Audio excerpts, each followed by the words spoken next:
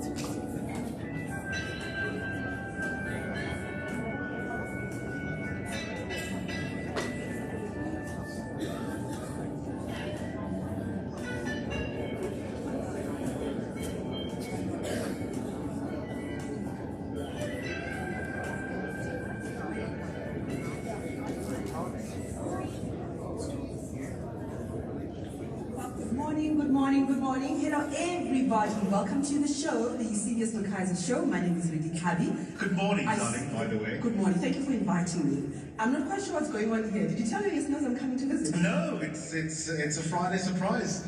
Things just happen. You know, I do spontaneity even at my age. But thank you for indulging us. Hans, good morning. Wow. Oh my God. Look at the studio. I'm freaking out. Listen, my two favorites in one place.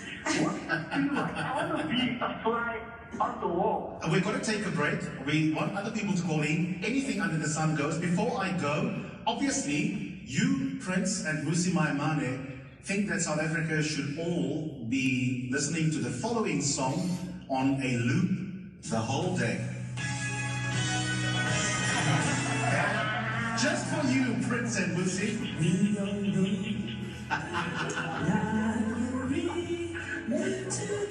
And while you're laughing, send us a young tweet and tell us where the poor black people can eat ebony and ivory.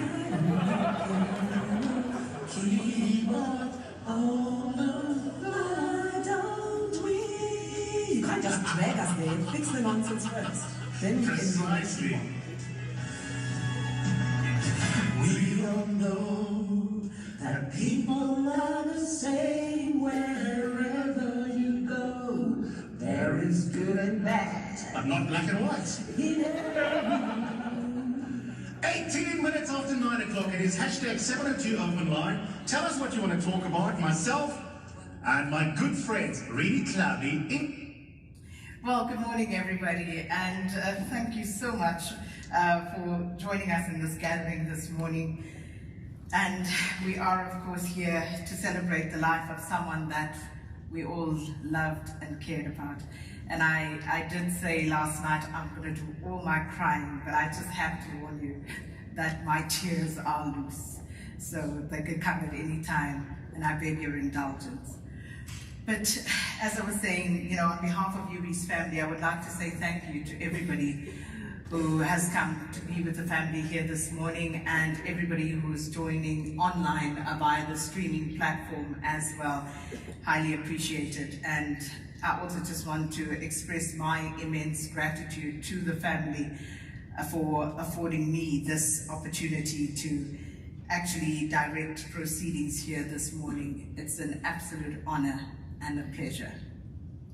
So today we're here to say goodbye to UB, but we're also here to honor his life. And I think it was so fitting that that clip had music in, because that was one of his great, great loves. And boy, could he be cheesy about it. You know, Eusebius and I had this bright idea once. It was December and Boney M was in town. And he said, friend, let's go. And I'm so foolish. I wasn't like, no, friend, this is not a good idea. I'm like, let's go. We bought the tickets and we trekked to Carnival City in Brakpan. And we got to Brakpan, and boy, was it Brakpan. And we got there, and there weren't too many people who looked like us, but hey, it wasn't going to stop us from singing along to Boney M, and we had the most fantastic time. And I must tell you, ever since, you know, I heard the news of UB's passing, which is still somewhat surreal, Brown Girl in the Ring has been playing every day non-stop. So that is how cheesy UB could be. But I think what we're going to do today is share all of these memories, because we all have many with him. And as I look around the room, one of the things that strikes me is that there are people here that I've seen in pictures, because the one thing about UB, he loved his friends and he posted his friends. And I may not know some of you personally, but I know you because he spoke about his friends. And I'm truly honored to have the opportunity to maybe get to know some of you a little closer today, even under these circumstances. But we are going to listen to many of your recollections, your memories about our beloved Eusebius McKaiser. Now, I came across something that I thought I wanted to share. You know, it says, no one person can sum up the life of another. Life is too precious to be passed over with mere words which ring hollow. Rather, it must remain as it is remembered by those who loved and watched and shared. For such memories are alive. They are unbounded by events of birth and death. And as living memories, we possess the greatest gift that one person can give to another. It is each of you, then, that the living memories of Eusebius's life are committed to. And it is your hearts and your minds that will endure the remembrance of his life. So there will, of course, you know, be quite a few speakers coming up to share their love, their memories, their experiences of UB.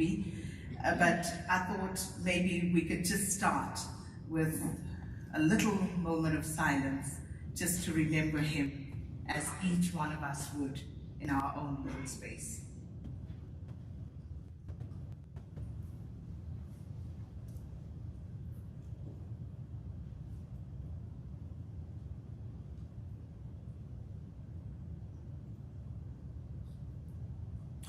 Well, thank you so much. So it doesn't have to be somber all the time. I know the tears will come, but of course it is a joyous occasion as well, where we remember just all the joy that he brought to all of our lives. So I'm going to start by getting on with the program, because we're going to hear from a lot of you this morning. And first up, I'd like to invite up to the stage Vukani Mde, who is of course a friend, a long-time friend of Eusebius's.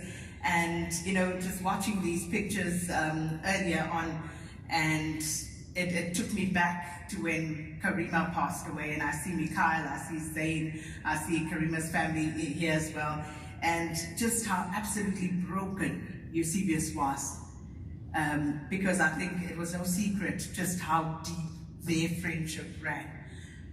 And it's almost surreal, it's unbelievable to think that we are now speaking of you in the past. But I love that cartoon that was in the paper showing Karima, you know, awaiting, embracing Yuvi as they are reunited once more. Vukani Mde, I know this is going to be a tough one, but do come up, brother. And Vukani is going to give us a message from Luandile Sisilana as well. One of my bestest friends is Karima Brown. I don't think I need to say more, everyone knows that in the country. Yeah, and she's on the line. How's it, Karima?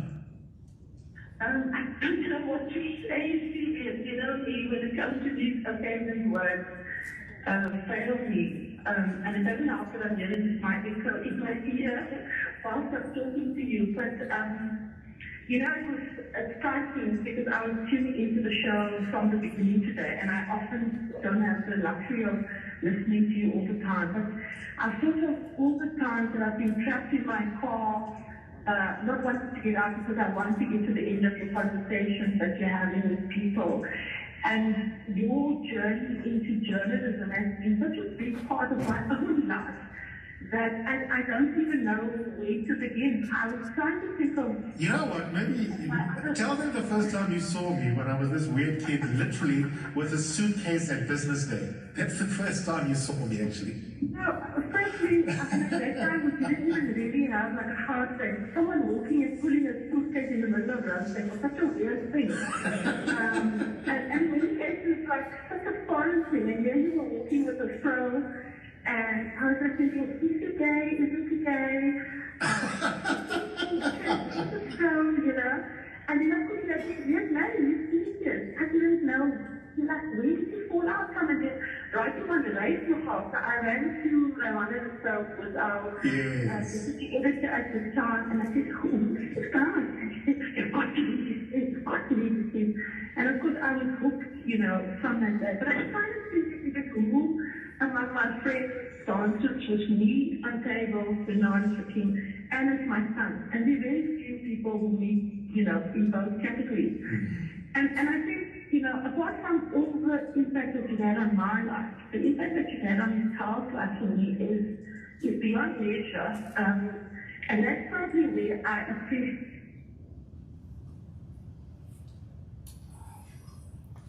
I don't know whose brilliant idea it was to start with that clip. Thank you for that. Yeah, I'm sorry, Sakina, that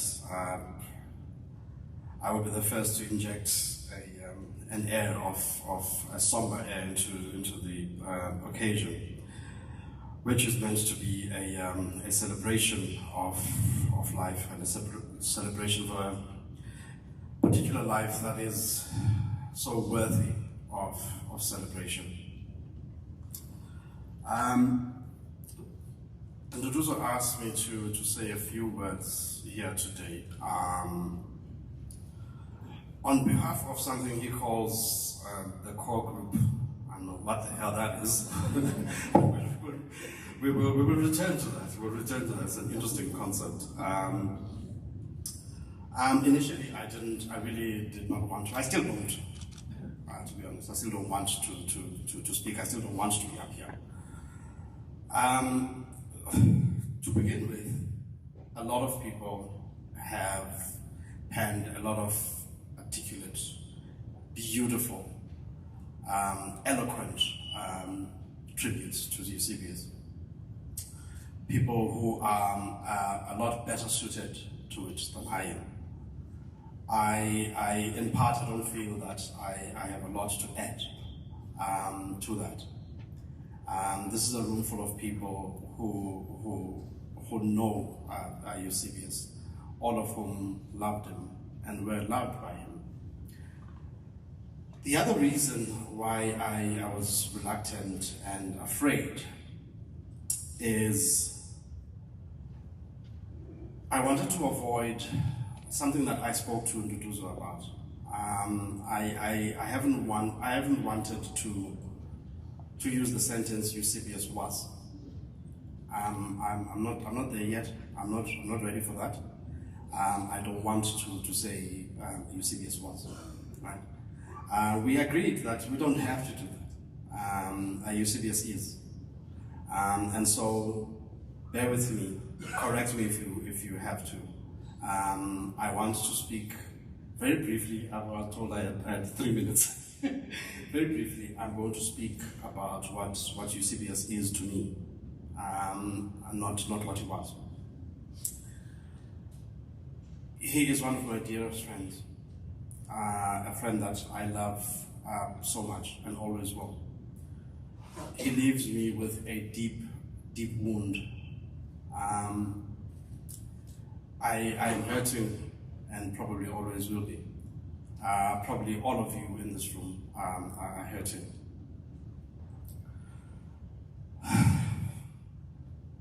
I don't have the time to go into everything and to say everything that I wanted to say. All I will say now is give you a brief history of a ridiculous and beautiful friendship. I met him in 2005, 2006. We were working at Business Day, Karima and myself, with Jacob Dlamini. He walked into the newsroom one day. He had an afro, he was chubby, he was straight out of Oxford. We didn't know him. Immediately, we kind of didn't like him. He was a bit cocky. He was a bit too clever for his own good. I was also always used to being the cleverest guy in the room. I'm like this guy. And we took Karima's office. Karima had an office. We were all, newsrooms. We were all like shared spaces, but Karima had a closed-off office. They were in very short supply. So he was going to write a column for Peter Bruce, who thought that he should have an office, like a quiet place to think. So Karima's office was available and it was taken. We were very unhappy with that. And I kept it up. I kept up the dislike for weeks, possibly months. But Karima walked to him and she started hanging out with him. I was like, what the hell's wrong with you? Why are you hanging out with this guy? He's like, he's very clever, he's brilliant. I'm like, yeah, okay, we're all brilliant. But soon enough, the three of us were all friends, and the circle actually expanded. Not just him and Karima and I. We soon had Ibrahim Fakir, aka the Muslim. Rwandi Sisilana, aka the Negro, Amy Musgrave, aka the token white chick, and we spent as much time with each other as we could. We even formed a drunkards intellectual club called the Rosebank Group. Because back in the day, I think Prince Mashele, who's like currently trending, was part of this with a few other thinkers. There was something called the Midrand Group. Correct me if I'm wrong. I'm not sure if Prince was part of that or not. We ridiculed the entire idea. We thought it was incredibly pretentious. Like, what the hell is this? I mean, this is not medieval Italy. Why are we forming groups? But we were also very jealous of it because, and so we organized ourselves into the Rosebank group. We'd meet at what's that place called? Dopiums. Later on, there was Hells in Melbourne. I would always forget to do the intellectual work, though. We kind of get pissed, you know. So the Rosebank group never quite reached the heights of the Midrand group. Sakina was saying that Eusebius speaks about his friends. Eusebius also gossips about his friends. I don't know if you know that. I can tell you this. Quite a lot. We patched up a lot of our own differences over gossiping about other people. Because we did have a lot of differences, we did have a lot of fights, because I mean, we were friends, we were close, we loved each other. But we were incredibly different. I mean, intellectually we were different. This is one radical liberal and a soft Marxist. Very different backgrounds. We had different approaches to class politics in particular. So we'd always be at each other's throats about things. But we patch it up. I'd get a WhatsApp saying, didn't talk. When he says that, when he says he has a headache, I mean, he's been perplexed by some individual or groups of individuals, and he needs to talk at length about their weaknesses. And we'd talk about those people. But here's this thing that it does. I don't know if it's deliberate or that's just, I think it's just who he is. Even when we are going to gossip about you and we are going to be rude about you and going to say the worst things about you, he will begin it with a laundry list of all the things he loves about you, all the things he respects about you, all the positives that he sees in you before dressing you down. You know? And essentially that's who he is. That's who he is emotionally. That's who he is. That's what he's committed to at a philosophical and intellectual level, because he is always looking to, I suppose you could call it constructive gossip. He's always committed to building, even when he's breaking down. I think I've run out of time, and I see it's a very, very long program, so there's a lot that I could say that I won't say, at least not now, not here. There will be other occasions. This is a life that will be celebrated for as long as all of us shall live, certainly. I was introduced as a speaker with a message from Rwandile. Rwandile says, I should say to you, Eusebius, ndlelanhle mhlekazi omhle, siyakukhahlela sithi ndlelanhle, ndlela yokukhanya. Ngosi. Thank you, everyone.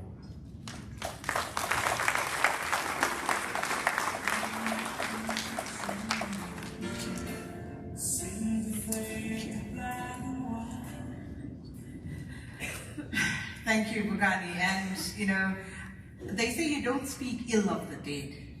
So I was being nice. I said, he speaks about his friends, so you put it out there. He gossiped about his friends as well. But I think we all knew that, and we all were part of that at some point or another. But thank you so much for that. And yeah, it's just seeing you, listening to you, takes me somewhere. But thank you so much for having the courage to come up this morning. So next up, we would love to say thank you to our generous host here this morning, Makudu Safara as Times Live editor, and on behalf of our host, Arena Holdings, he's going to come up to say a few words. Makudu?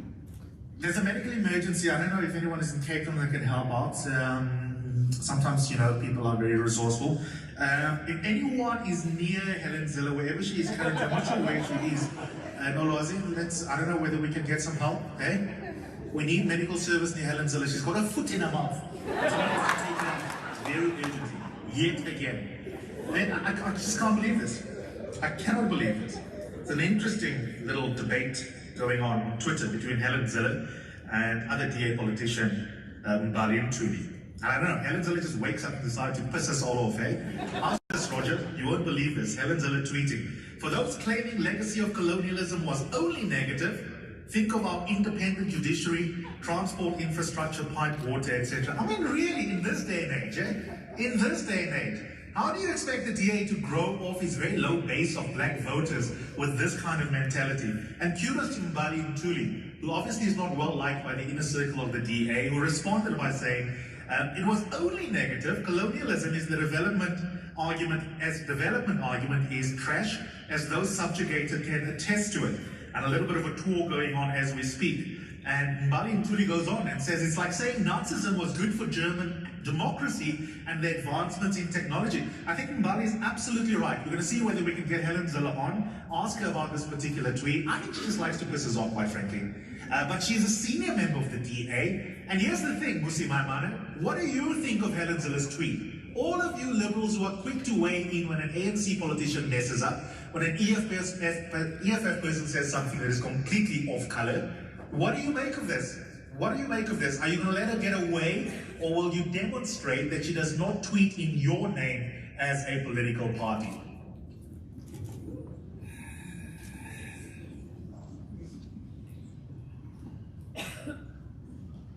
I wanted to say good morning, but I wasn't sure because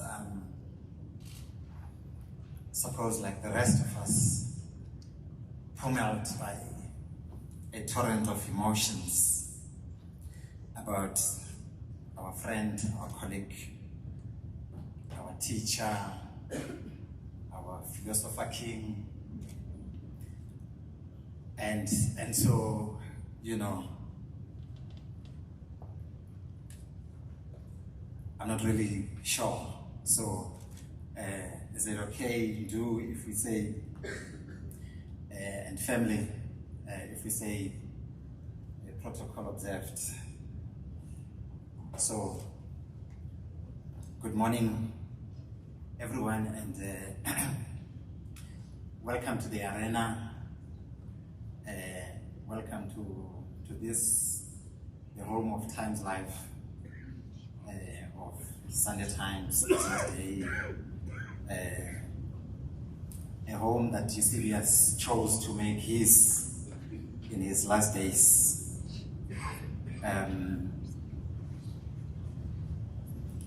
So obviously, I mean, you know, Eusebius has lived quite an eventful life. So all of us are impacted in many different ways. So I'll first start by talking about how we found out, you know, but maybe before that, you know, so as I was talking about the torrent of emotions, I'm just thinking if he were somewhere in the next room listening, he'd just say, get over it, Wena. Just get on with the show. Yeah. So on the day, so as usual, we met at 10 o'clock in the morning to talk about the stories of the day. So this is what's happening, etc., etc. And part of what is put on the table is a podcast recorded by Eusebius the night prior. And so we talk about what it says, you know, around midday, it gets published. Just after midday, you know, I'm sitting in a SANEF meeting in my office. The CEO comes, I need to talk to you about something. It's a SANEF related thing, you know, so I go to see him. But the call comes as I was sitting with him. Lerato, the PA says, Eusebius. Like, what? She can't, the words can't come out of the mouth. It's Jackie, you know. And she drops and says, no, Eusebius is late. And I'm sitting there, I'm thinking, no, but we just spoke about Eusebius, not only about what we published an hour or two ago. The audio team was also saying next week he's planning to talk to Tessa Dooms, and an invite has been sent, and also to Lindiwe Mazibuko about the state of the country, you know, etc. And in terms of the schedule, that conversation was supposed to take place today. You know, so no, but this can be, you know, as I'm sitting there with the CEO, I take my phone and I dial. Drinks first time, the second time, then the third time I realize, no, I'm just in shock. I'm caught in disbelief. I drop and then I phone Jackie. Jackie, she answers after 3 rings, but I don't see that she answered. I just thought there's a lot going on. So, but 40 seconds in, I realize she's on the line. Jackie, hi. And I'm thinking, do I say, how are you? Is that the question? No, it's not. Is it true? And she cries. And at that point, I just tried to get details. Okay, so what happened? You know, she gives me 2 paragraphs, and I'm thinking, let me drop. I stepped out of the CEO's office and like, whatever we were supposed to meet about, he'll see to finish. This is what's happening now. So, the hair. So I walked downstairs. Fini, I need somebody who can write this. What would Eusebius have wanted us to do at this point in time? The thing that came to mind was, be first with the news. Okay, you'll process the emotions afterwards. So, okay, let's put out the communication. You know, Fini, let's write this. Sam, our national news editor, put together the background in a matter of minutes. The thing is put together. Pumza, let's get the tweet ready. What's happening? You know, and people are beginning to talk, you know, and then we put it out. You know, it's the tweet out, it's the story out. Okay. So at that point, I say, whatever is happening with Eusebius, he's most probably satisfied with this bit. This is the professional bit. So let me retreat to my office. I mean, the walk from the news desk to my office just seemed like quite a lot. You know, a long walk of sorts. Couldn't close the door properly, I just pushed it. And I think the people in the newsroom could see, and they'd already started hearing. And as I got in there, the tears just, you know, and then the editor of the Sunday Times, Tembiso, walks in, and then he realizes, no, there's not the time to talk. Okay, I'll see you, I'll talk to you later. Then he leaves. Pule, the MD of our company, who's really our host today, at that time he's in Durban, he's about to go on stage to address some CEOs about the things that MDs do. And, you know, he gets the news, he calls, but we can't talk, you know. And, yeah. So I suppose I'm telling you all of this to say that, you know, as I sat in there and, you know, trying to process, trying to get myself to accept, this is where we are. The people that Eusebius worked with were also going through the same thing. And this is what Dewey has asked me to talk about. The impact of Eusebius' departure on a daily basis in terms of his intellectual output. You know, we called him an intellectual machine because You know, if you know his work rate, when he's onto something, he doesn't stop. So, which is why it was important for us that even as we were battling to process and to accept, it was important to put out whatever needed to be put out, and then to pause and to say, what the hell is going on here? You know, so, and then I'm like, you know, I'm the Times Live editor. I need to pause. I need to get over this and look at the team. There's a young audio producer who liaised with him on a daily basis. His name is Bulelani. Where's Bulelani? I open the door. I look for him. He's not in the office. I phone him. He's already at home. He says, no, I heard and I just couldn't, so I decided to come home. Okay. So then we talk about, you know, the things that we needed to talk about to help him deal with the situation. But of course, I mean, many other employees are similarly affected. If you, you know, think about Jika, Tandikolo, Jika. I hope my clicks are clicking.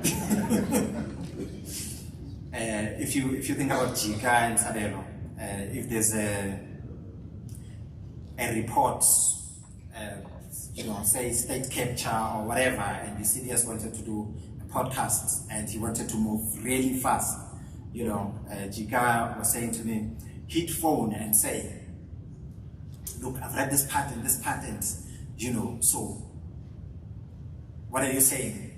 What do you know? If it's a piece about investigations and so on, Jika would say, Eusebius would say, okay, so this is what you wrote as a journalist, but why should we believe you? Because, you know, pieces of investigations often, you know, you do stitch up and, you know, this is what we know, this is what we don't know, but Eusebius will still ask you, why should we believe you? You know, he was a great gift for us as Arena. So we thank you, Daddy and Mami, to the greater Eusebius family. You know, we went to see the family yesterday, and his dad was saying Eusebius would go to school, Graham College, come back with a huge bag, and you think, oh, this boy has new clothes. What's going on? Then when he opens the bag, it's books and more books. You know, and his writing showed that he really liked books, and that became a thing that anchored his intellectual output, and so on. And so we are grateful and thankful for all of this.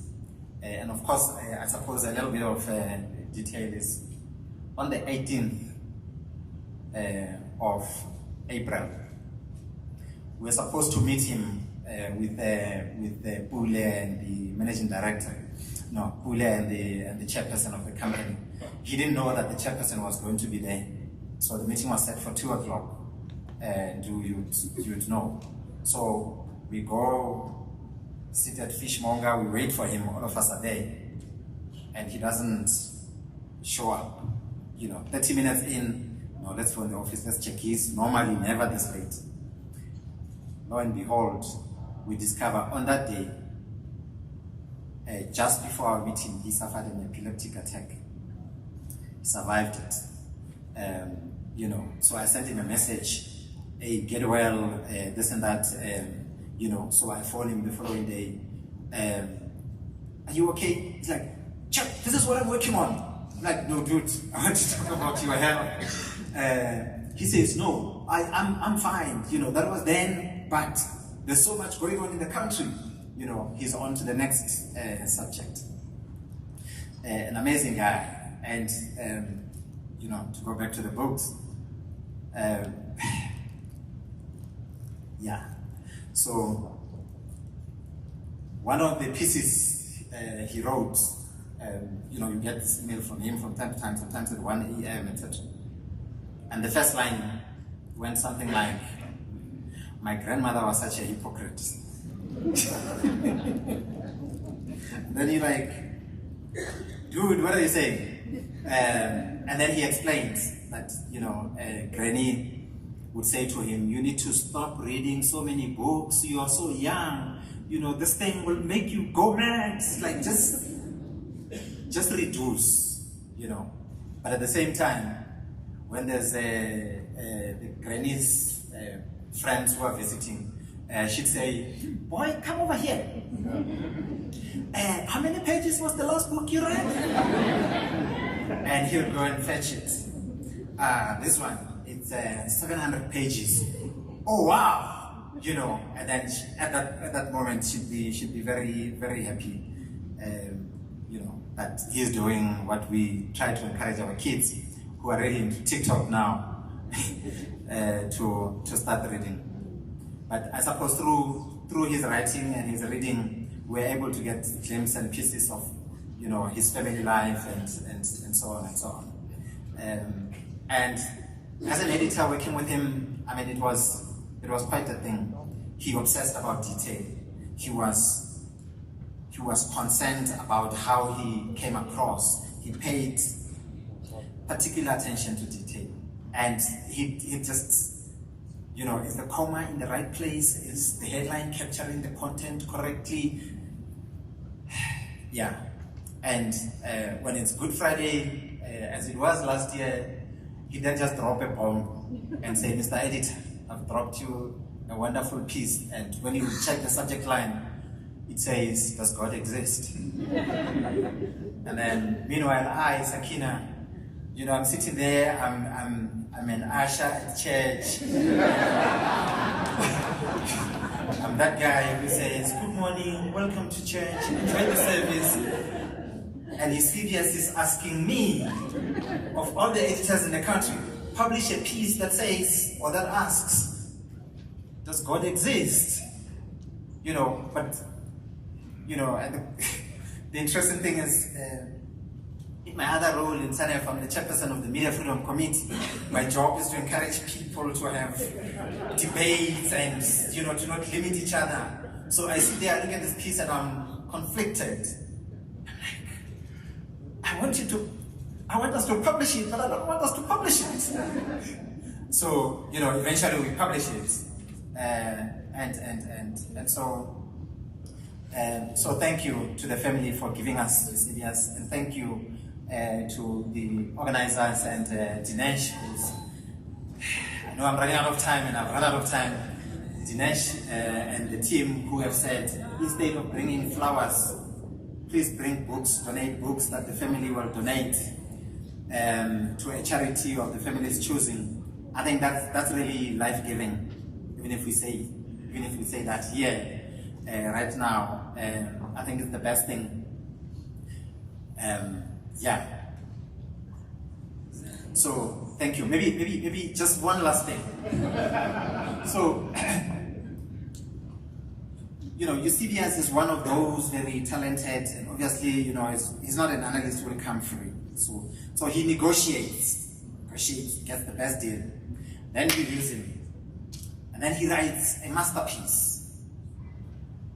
You look at it and you're like, Jews, this is really good for our subscribers. And he says, Mr. Editor, I've dropped you a thing. Let me give you a call. Yeah, what's up? Can we make that piece free? Say, can we not pay you at the end of the month?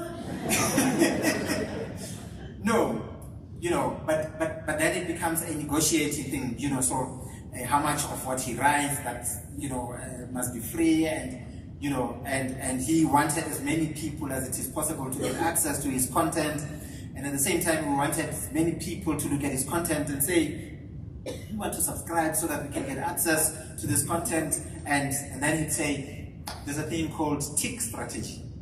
Only serious think of it, tick strategy. So let's get them used to the quality, and once they get used to the quality, then we put it behind.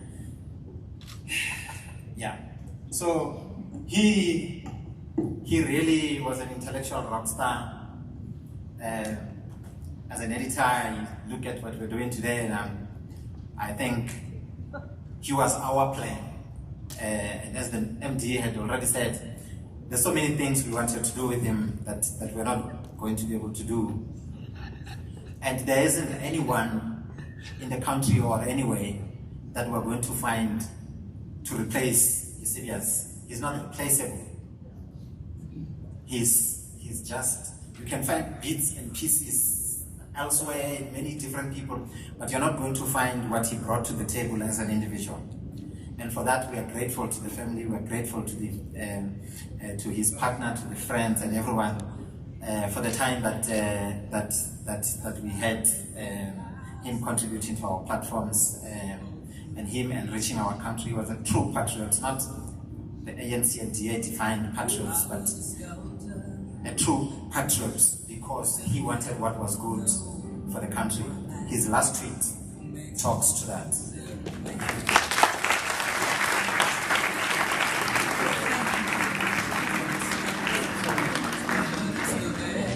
Well, thank you so much, Time Editor Makuru Zafara, and you're so right, Makuru, and I think one of the reasons why Eusebius and I got along so famously is because we never spoke about religion. It never came up. It was just one of those things, I know who you are, you know who I am, and it's okay. We never spoke about it. But also with regard to attention to detail, you know, I would invite Eusebius to come on to Morning Live for a 10-minute discussion on something, and we would speak for 2 hours in preparation for that 10-minute interview. And that's just who he was. And Makuru is absolutely right. He really was very concerned about how he came across, and that is something that I think a lot of us can learn from, in terms of taking yourself seriously, because why should other people take you seriously if you don't take yourself seriously? But we have to move along. Makuru, thank you so much. And the only reason I didn't stop you is because you are the host here this morning. I just want to say to all the other speakers coming up, when you see me approach the white line, that means your time is up.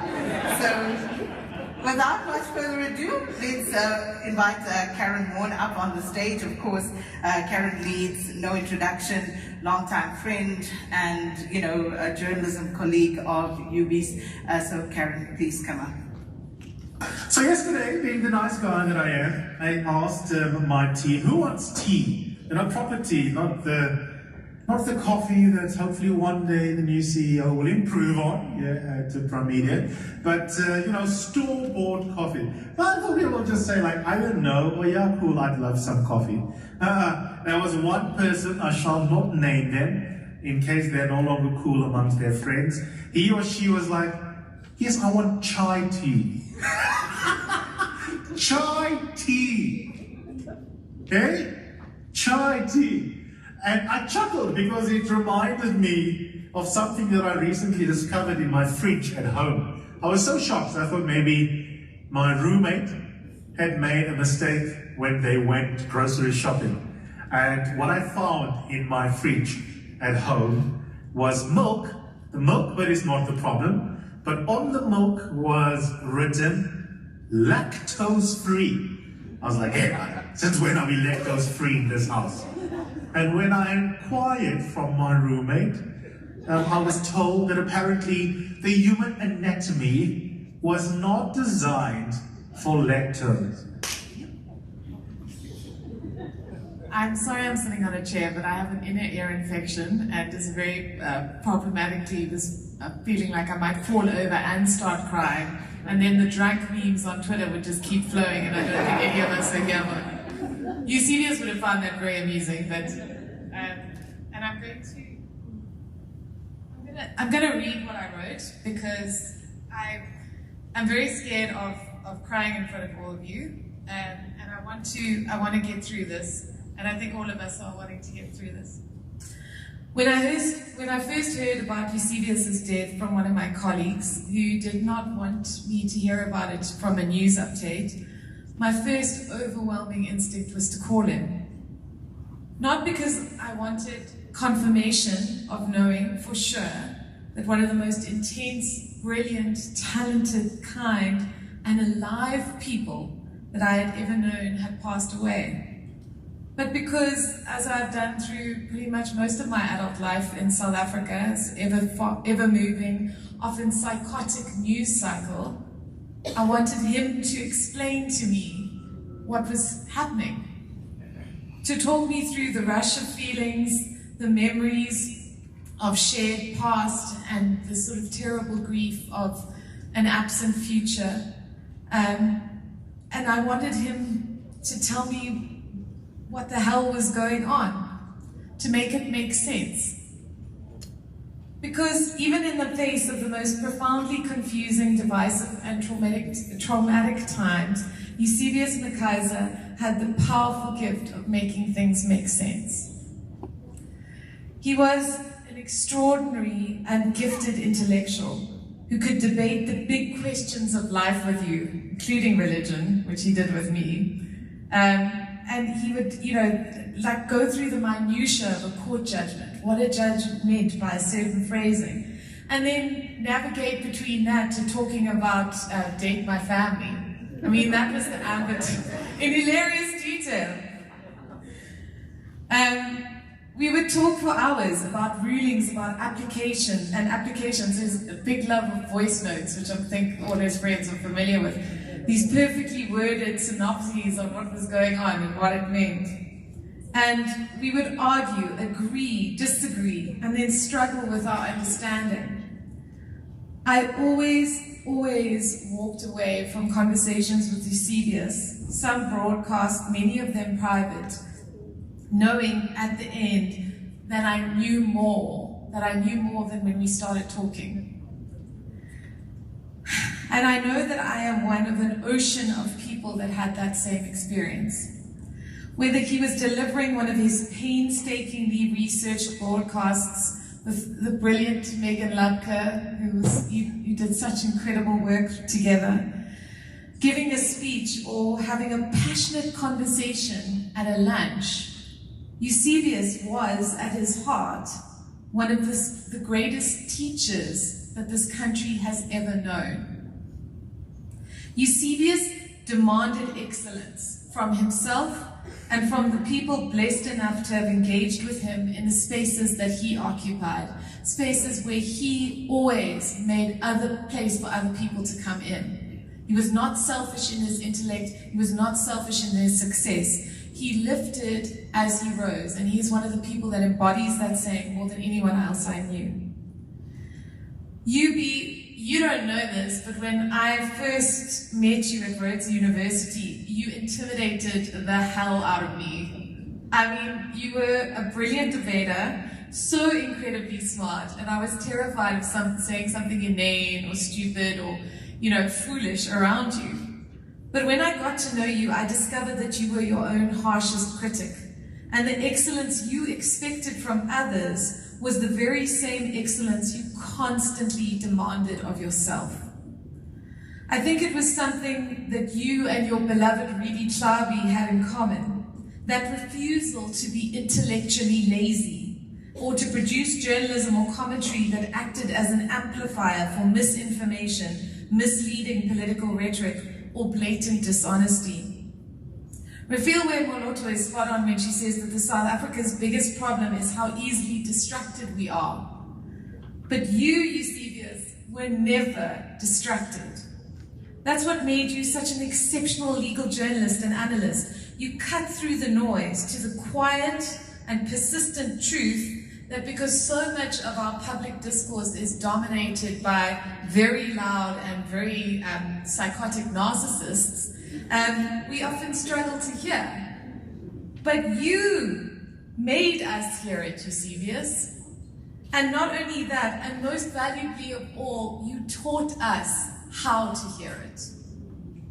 You were a teacher in a far more personal way to your friends and those you cared about.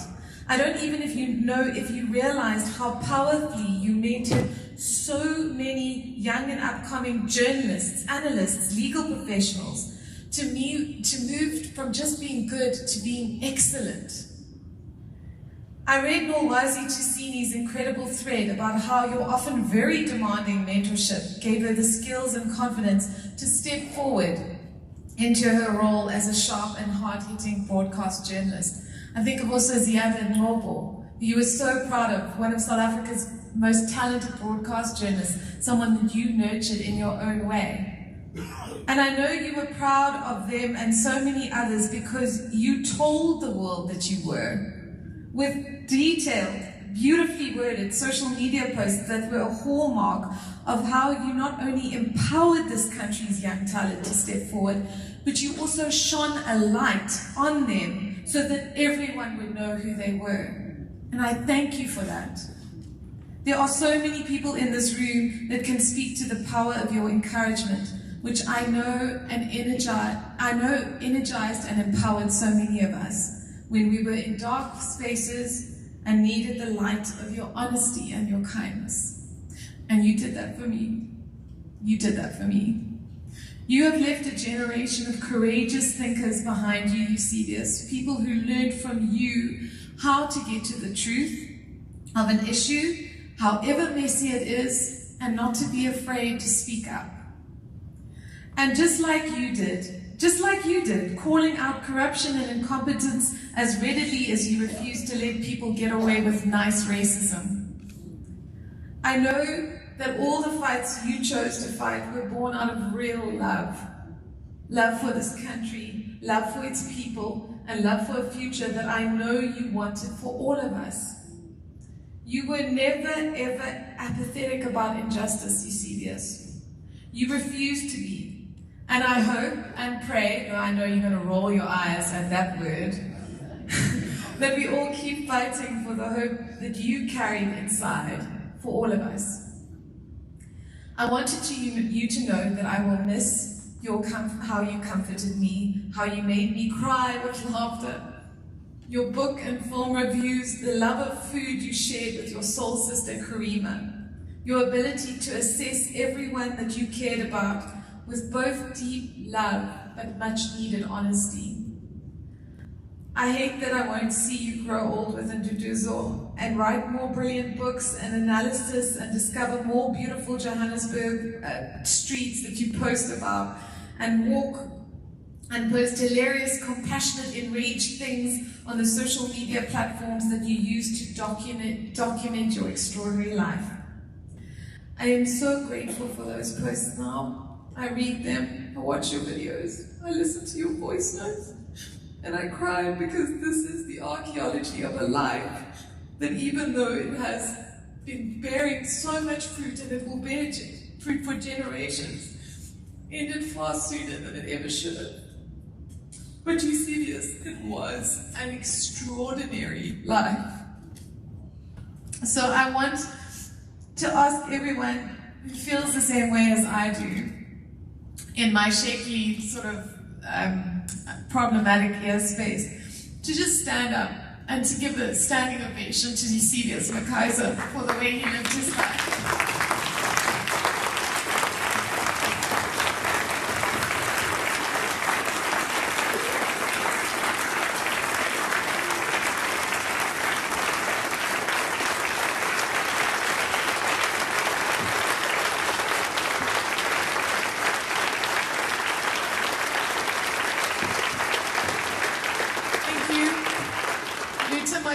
Continue, my friend.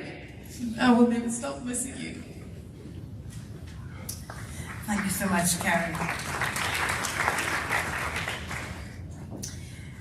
And everything you said, of course, absolutely true. And this young man, Oliver Dixon, and you may not know it, but Eusebius and I had so many conversations about you, Oliver, starting out in the media space. And as Karen said, you know, he actually took the time not only to nurture young talent, but also to try and find ways to assist them to get to where they wanted to go, like we had to so many times before.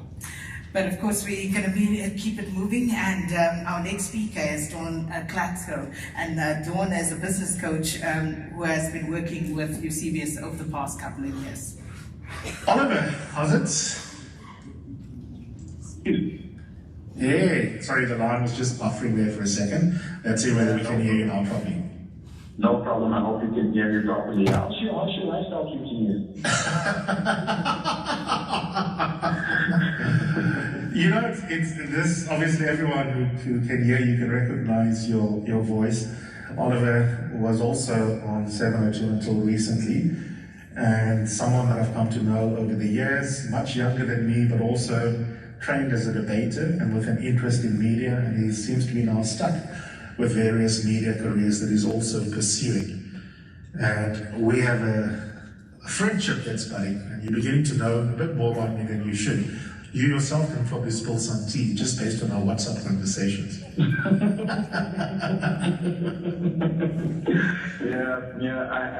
I often think about that and think about whoever writes the autobiography about you one day, what I would tell them and what I wouldn't, if they were to say this after.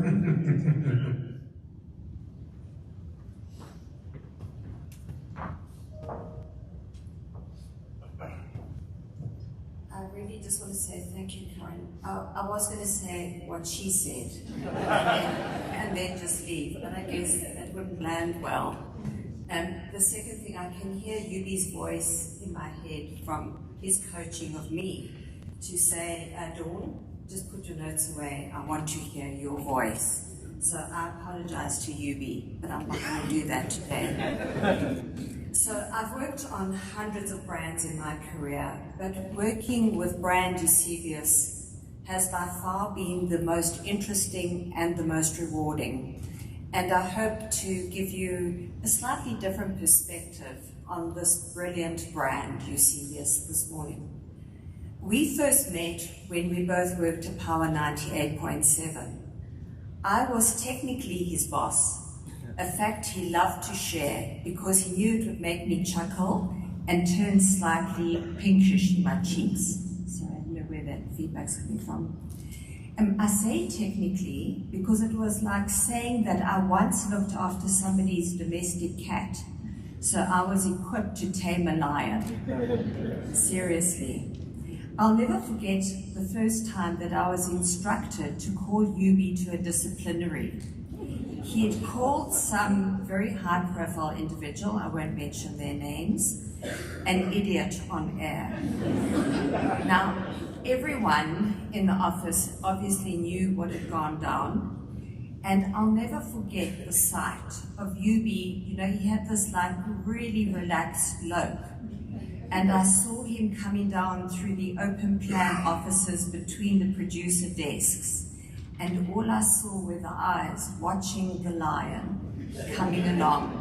I think that secretly they were hoping to see him smack me. But the fact of the matter is that I'm not an idiot. So he came into my office, and the extent of the disciplinary was for me to suggest to him that rather than using blatant language like that he draws on the Eusebius lexicon and uses one of those very smart people words, because an idiot won't realize that they've been called an idiot. And that triggered one of those hearty Yubi chuckles, you know, that comes from deep down in his tummy, and was the beginning of a wonderful friendship built on mutual respect. So let's fast forward a good few years when we'd both left, he'd left radio, he'd just launched a Run Racist Run, and I was now fully committed to the career of a business and executive coach. And Yubi was looking for guidance on building his brand independently of a platform, and I was looking for help to write a business book. And so began this wonderful, non-commercial, symbiotic relationship. And I want to share just a few perspectives of the privilege that I had of getting to know this wonderful brand. First of all, I'd like to share that he was surprisingly tolerant. Quite frankly, he made me quite scared, because key to his brand success was the need for that creative genius to tolerate unimaginable horrors like Excel spreadsheets and words like fiscal vigilance. Not that he wasn't familiar with all of these concepts from his McKinsey days.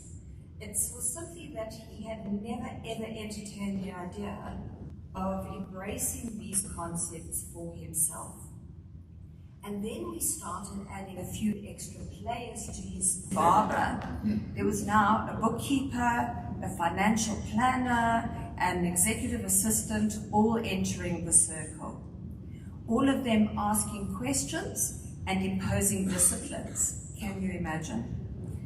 And he embraced it all, and we all fell in love with this incredible man.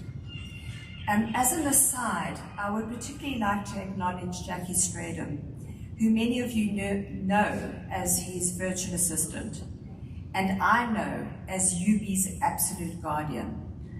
She's here today, but just doesn't have the strength to pay tribute to our UB.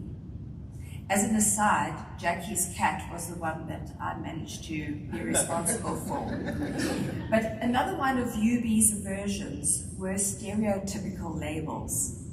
And unfortunately, these did creep into our brand strategy sessions. There were a few things that he agreed to though.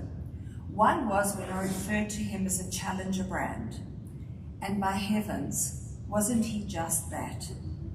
If the cause, the action, the statement warranted challenge, he was first to take it on. And he would do it with the panache and the skill of the master debate champion that he was. He gave voice to millions of people who weren't able to utter the first syllable, but knew that he could do it for them.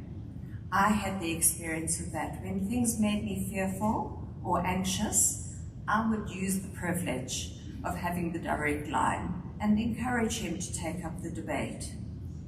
He was less thrilled about being referred to as an authentic brand.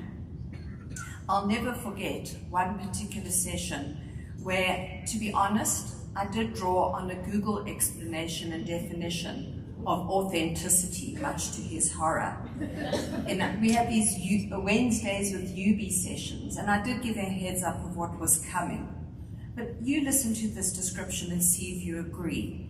They gave qualifications of you true to your own personality, your values, your spirit, regardless of the pressure that you're under to act otherwise, that you're honest with yourself and with others, and that you take responsibility for your mistakes. And finally, your values, ideals, and actions align. I won that argument. And that was UB. He was not only authentic, but unique, because he put it all out there. Not only his gym workout sessions, but even his poor dad's. We all know him. Great arms. Thank you for those genes. And his brand was also very generous. You know, he gave everybody the time. I can't tell you how often I'd be standing, tapping my foot, waiting for UB to get out of the Uber, because the Uber driver had an issue that he wanted to unpack. Never mind me standing there waiting, or the fact that we've got people who want to engage with us. He wanted to give everybody their hearing and give them the time of day and his support. And of course, all of this came together in the greatest milestone of brand UB. And that was when we hatched his podcast, In the Ring with Eusebius McKaiser. And I say hatched rather than launched, because he, as with UB, he did it in a very understated way. It was absolutely low-key, and it just accelerated to top of the pops. Absolutely brilliant. And hot on the heels of that was the Time Live podcast. The man was genius. It just flowed out of him. I had such envy. He would produce the podcast, pop into an Uber on the way to a restaurant so he could read yet another book, to either review it or to use it as material for the next podcast, all in the time that it would take me to write one paragraph. I used to think, how does this magical man do it? He was just on a different league. Who needs ChatGPT when you have a UB? And the sadness is that we were very close to getting to the point of taking his brand to the next level. So, to be able to reach even more people, more often. And the end has come, too tragically, far too soon. A great brand has been taken off the shelf, and it's left a deafening silence. All we can do to fill that void is for each of us to do something to ensure the continuation of this legacy. We will never match the power of that voice, but perhaps, just perhaps, if we each do a little something, we can create a beautiful whisper. Rest in peace, my beautiful Yubi. Thank you.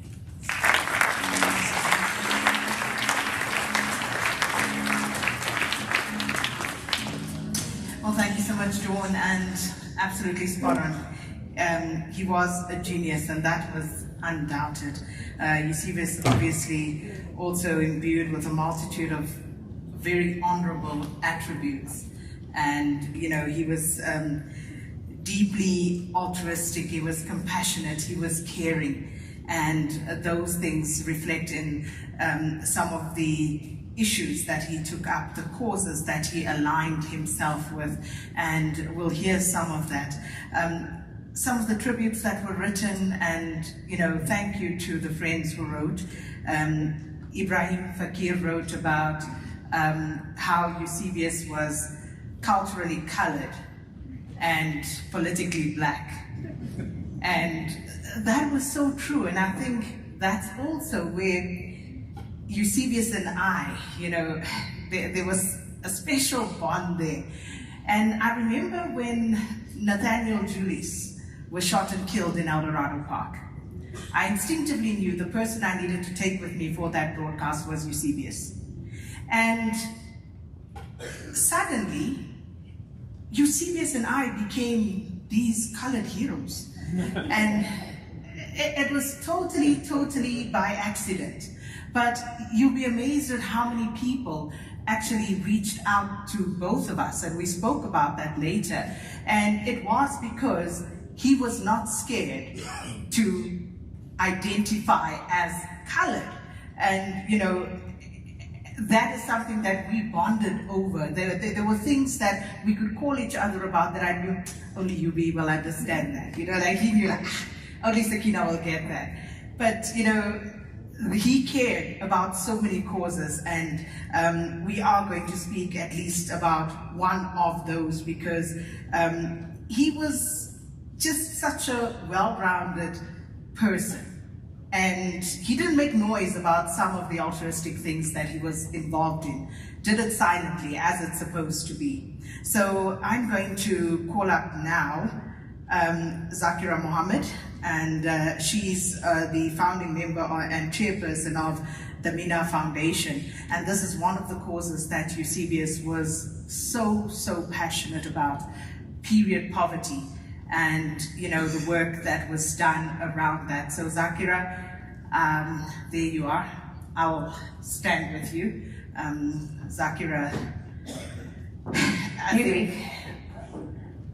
have to say to you that when Sadiqa says something like, actually the majority of people's sensibilities are affronted when it comes to that very assertive gay agenda that we do see in Western countries, and it is that which is un-African. Fair point. Not at all, Zainab. When I listen to David and also Sadiqa, what I hear is basically a tissue of irrational argument and hatred. And where does one even start? Let's start with David's point of view. This idea that African values is all about procreation, and we're all a bunch of sex machines, is not true. Absolute nonsense. Okay? What does David have to say to a straight couple who's sterile, that they should feel less African because they can't give birth to kids? What about a gay couple that has decided, actually, I want to have a kid, but I want to continue living in the same-sex relationship the day after I've spawned one? Will you be more comfortable with that person? It's just a badly thought-through point of view. And the same with Sadiqa. This idea of the 2 points that she's mentioned, firstly, that I get offended. Well, I get offended by homophobes. Does that mean that he must go into the closet, as it were? No.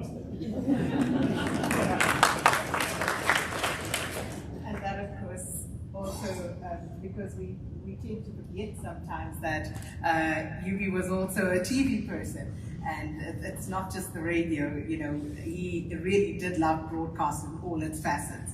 Zakira? Good think it's good afternoon, to all the family members, Miss Jackie, fellow friends, colleagues, and all who knew Eusebius. I stand here in disbelief. I am going to actually read my speech because I don't want to leave anything out. I stand here in disbelief and shock just like all of you, and never in a million years could I have imagined standing here paying tribute to Eusebius. There's so much I want to say. There's so much I can say, but there isn't enough time. This is so hard, and I'm going to do my best to honor Eusebius. I'm going to give you my experience, who I knew Eusebius to be. So it wasn't the side that everybody knew on radio.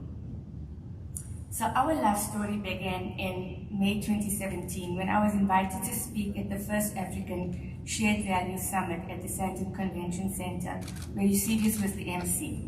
My first encounter with him was in the speaker room, where he, being the consummate professional, wanted to know how to pronounce my name correctly.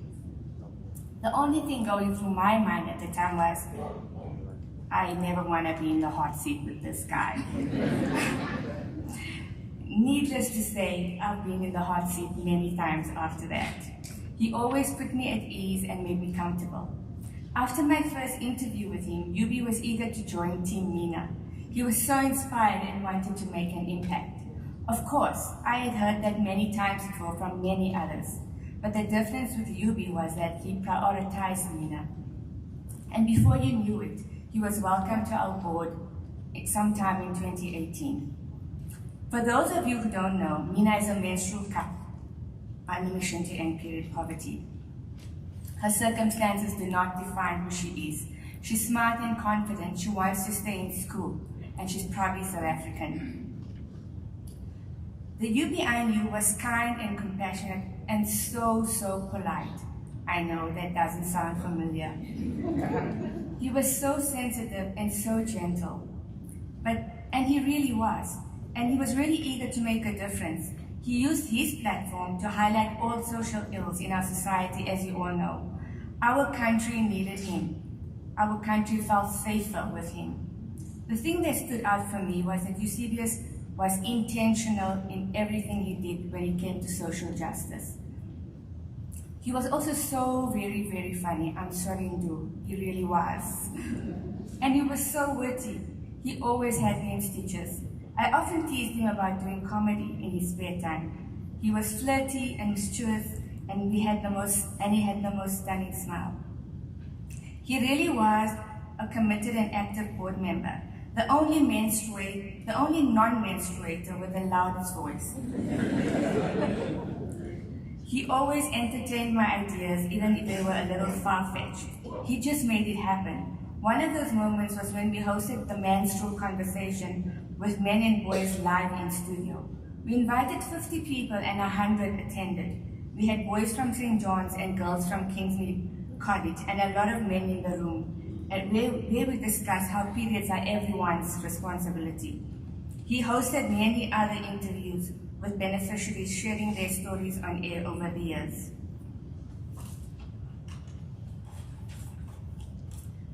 It was only a matter of time before Eusebius became Eubilicious, and as I fondly called him, and Zakira became Zax, and a beautiful friendship began. During lockdown, Eusebius put together a radio documentary with stories from women working in landfills, women who pick up our unhygienic period products. Women from all walks of life called in. Some were in hiding, some lost their jobs, some were gang raped. It really was a very emotional documentary that had him in tears. Over the last 2 years, we spent much more time together. We went to St. David's School here in Sandton to address the gents, as they are called. Yubi highlighted that if men had periods, we won't be standing here today. He said there would be an extra budget just for research. He urged the boys to speak to their CEO dads and play their part. Late last year, we went to the Nelson Mandela University where we launched Mina on campus with our partners Gift of the Givers. Yubi highlighted why keeping girls in school and women at work made business sense. And he was so appalled by having to have this conversation with women at the helm of this organization. In February this year, we went to Rhodes University, a place Yubi felt right at home. He urged the men to take a stand and help eradicate period poverty. And he was so excited for our upcoming trip later, where we plan to take Mina to the community of Mkanda. During lockdown, while testing my non-existent culinary skills, some of my memories. During lockdown, while testing my non-existent culinary skills, I cooked a meal for him in Duzuzo. What was supposed to be a 5-minute drop-off turned out to be an almost 2-hour conversation outside my car. We spoke about his health, we spoke about epilepsy, we spoke about gym. Of course, we spoke about gaining weight and how we had no control of our bodies. We laughed a bit that day, but mostly we cried a lot that day. I really enjoyed the Instagram live with his friend Oliver Dixon, where I sent them both a pack of period pamper products to unpack during the live. Yubi was so cool and calm opening period products and guessing how to use it. As for Oliver, he was only interested in the snacks which he devoured long before the live. Yubi, I will miss our deep conversations, our laughs, our tears, hearing about your plans for the year, how you had to get your books out on time because you had a deadline, and how you were planning that much-needed trip that COVID delayed. I will miss you comparing our board to the board Nduduzo sits on, and I had to remind you that we are only 7 years old, and they're like 100, yeah? I will miss our annual year-end lunches, your big infectious smile, and your jokes that Nduduzo didn't get, and how we planned the future of Nina. I will miss our so-called debates that I thought were mere discussions. I will miss how you push my buttons to help me open up my mind. I will miss listening to family stories about your dad and sisters and your brilliant niece who's a lawyer, and how you always make time for family. I will miss complaining about Miss Jackie sometimes making it so hard for me to reach you, and how you laughed and said, yes, she's brilliant, but you have my numbers, Alex. I will miss it that you could never say no to me and always went out of your way to make Mina rise. I will miss observing your encounters with strangers or the waiter at the restaurant. It's like you were always mentoring us without us knowing. You always left us with something to think about, and we were constantly learning around you. I will miss your perceptiveness on how you picked up on things that most people didn't notice. I will miss how you were always taking pictures of me when you were sitting on stage and sending them to me to distract me and make me giggle. I shall miss calling you 1 month in advance for your birthday every single year.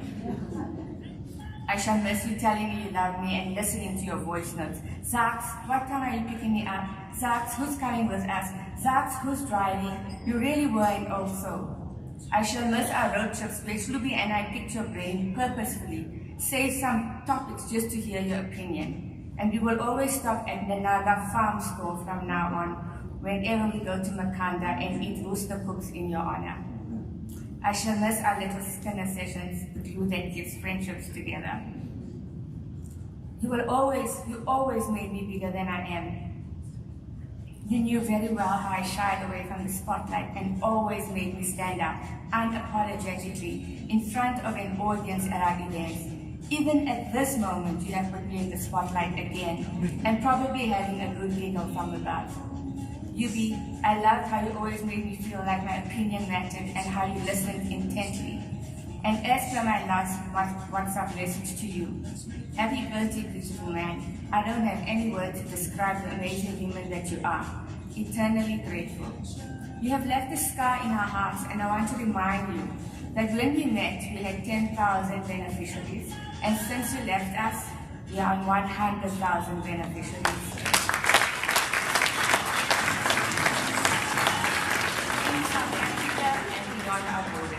Thank you for making Mina yours and for trusting me and for the honor of being called your friend. I love you forever.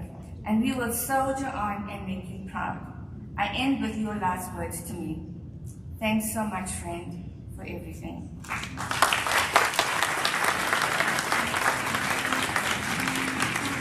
Thank you, Sakura. And in the end, you actually did not need me, so you did well.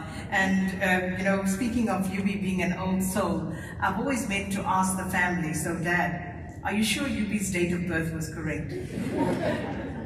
because I could never understand how he knew the things that I could remember growing up as a child, and I was a good 5 years older than he was, so I always wondered about that. Is correct, Dave? Okay, so I'll take that for now.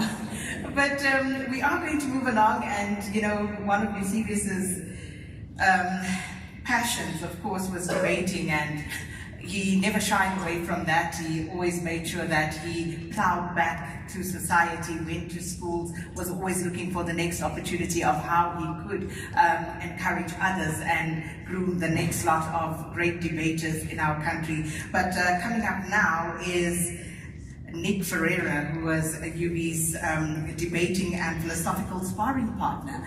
And this, of course, they got together at Rhodes in Grahamstown. So please come up, and Nick, the stage is yours for the next 5 minutes.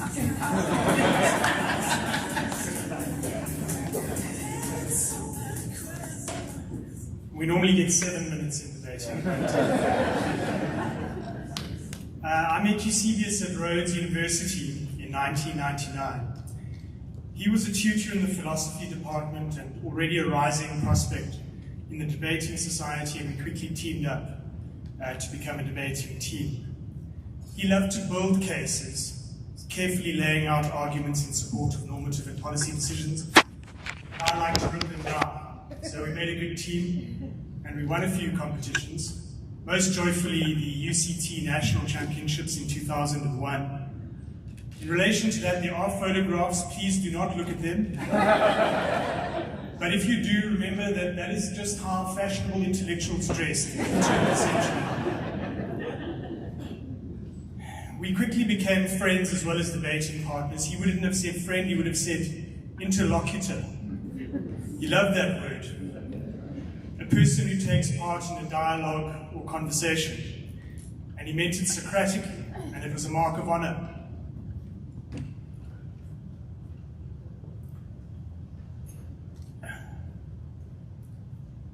Philosophy, of course, was his first love. He was unusual in the extent to which his philosophical commitments drove his personality. So to give you 3 examples, he was number 1, an analytic philosopher. That means he revered logic, clarity of thought, and was deeply committed to truth-seeking and rejected obfuscation and bullshit. So he would never refer to someone like Derrida without putting the word philosopher straight in scare quotes. He rejected moral relativism, which means he believed that there was an objective right or wrong answer to ethical questions. And he thought that our beliefs, the propositions that we affirm, were in an important sense constitutive of our ethical characters. So to have certain beliefs like racism or homophobia is not just to be epistemically incorrect, it's to be morally deformed. Now, your average nerd might just defend those kinds of views in academic papers, but UB was not your average nerd. He lived those beliefs. And as a result, it can be quite hard to be his friend, because a man who believes in the objective correctness of his ethical views and based on the rigor of the analytic approach and thinks that forms part of his character and your character is not going to be easy to get along with. We talked to one another about applying for Rhodes scholarships to Oxford, and we worried that our applications might feel too similar, and the selectors would think we can't have 2 debaters from the same little philosophy department at the same time. But I guess it was a weak year. They chose us, and off we went. And we found ourselves there in some very unusual situations, like meeting the Queen and Nelson Mandela at Buckingham Palace. And we looked at each other across that room, one boy from Mary Waters in Grahamstown and one from Robert Carruthers in Witbank. And we just knew we were both thinking, what are we doing? Of course, he took to it like a duck to water, bantering with Prince Philip. I drank too much, dropped a cucumber sandwich, started crying when Madiba shook my hand. He kept up his competitive debating, becoming a beloved fixture at the Oxford Union, skewering heads of state, celebrities, and English public school boys indiscriminately, My wife Lucy said I must be sure to pronounce skewering properly in that sentence.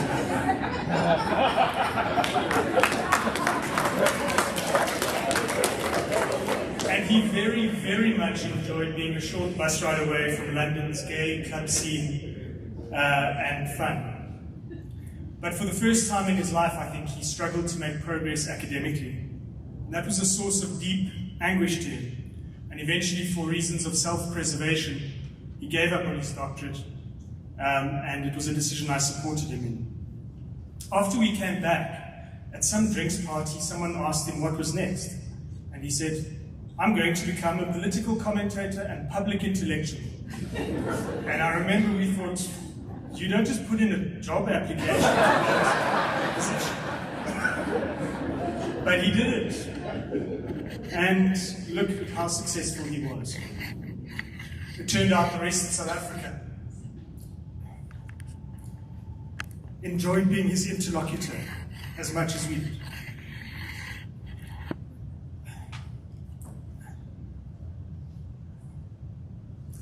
The tragedy of the seizure is that Eusebius was just coming into his prime. He was so in love with Nduduzo, a love that stabilized and settled and eased his insecurities. He was less primed for confrontation, less invested in winning social media wars, and deeply satisfied by his work. I was going to say that we shouldn't lionize him in these proceedings because he wouldn't want us to. And then I realized he would have loved it.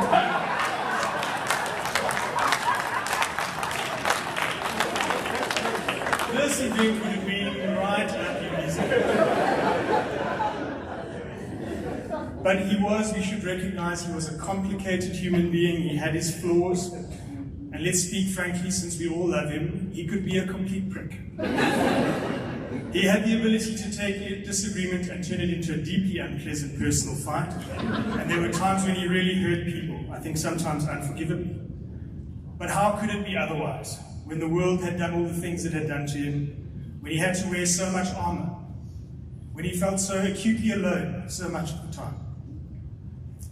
He was also unfathomably loyal, generous, and understanding of human pain and personal weakness.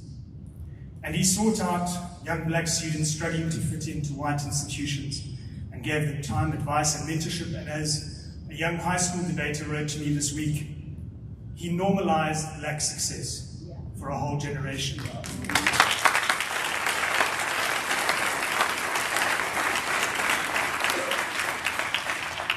So Yubi, I don't think either one of us ever thought that you would let me get the last word, but here we are. We grew up together, I relied on your friendship and wisdom, and I think we all slept easier knowing you were out there. You were such a force of nature, we never imagined what the world would feel like without you. And now that you're gone, we're all going to have to lift our game to fill the hole in our national dialogue.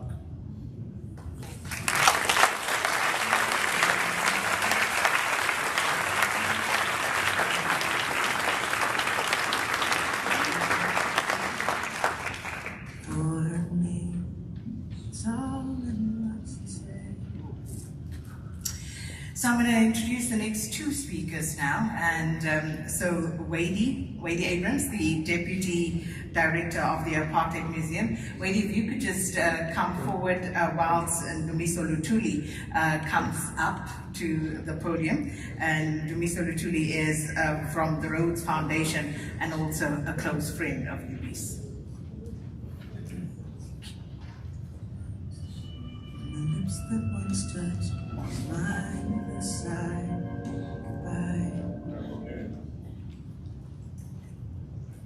On behalf of my family, the National Secretariat for the Rhodes Scholarship in South Africa, Botswana, Lesotho, Malawi, Namibia, and Eswatini, the Southern African Association of Rhodes Scholars, and the Global Rhodes Scholarship Community, and of course the Rhodes Trust at the University of Oxford.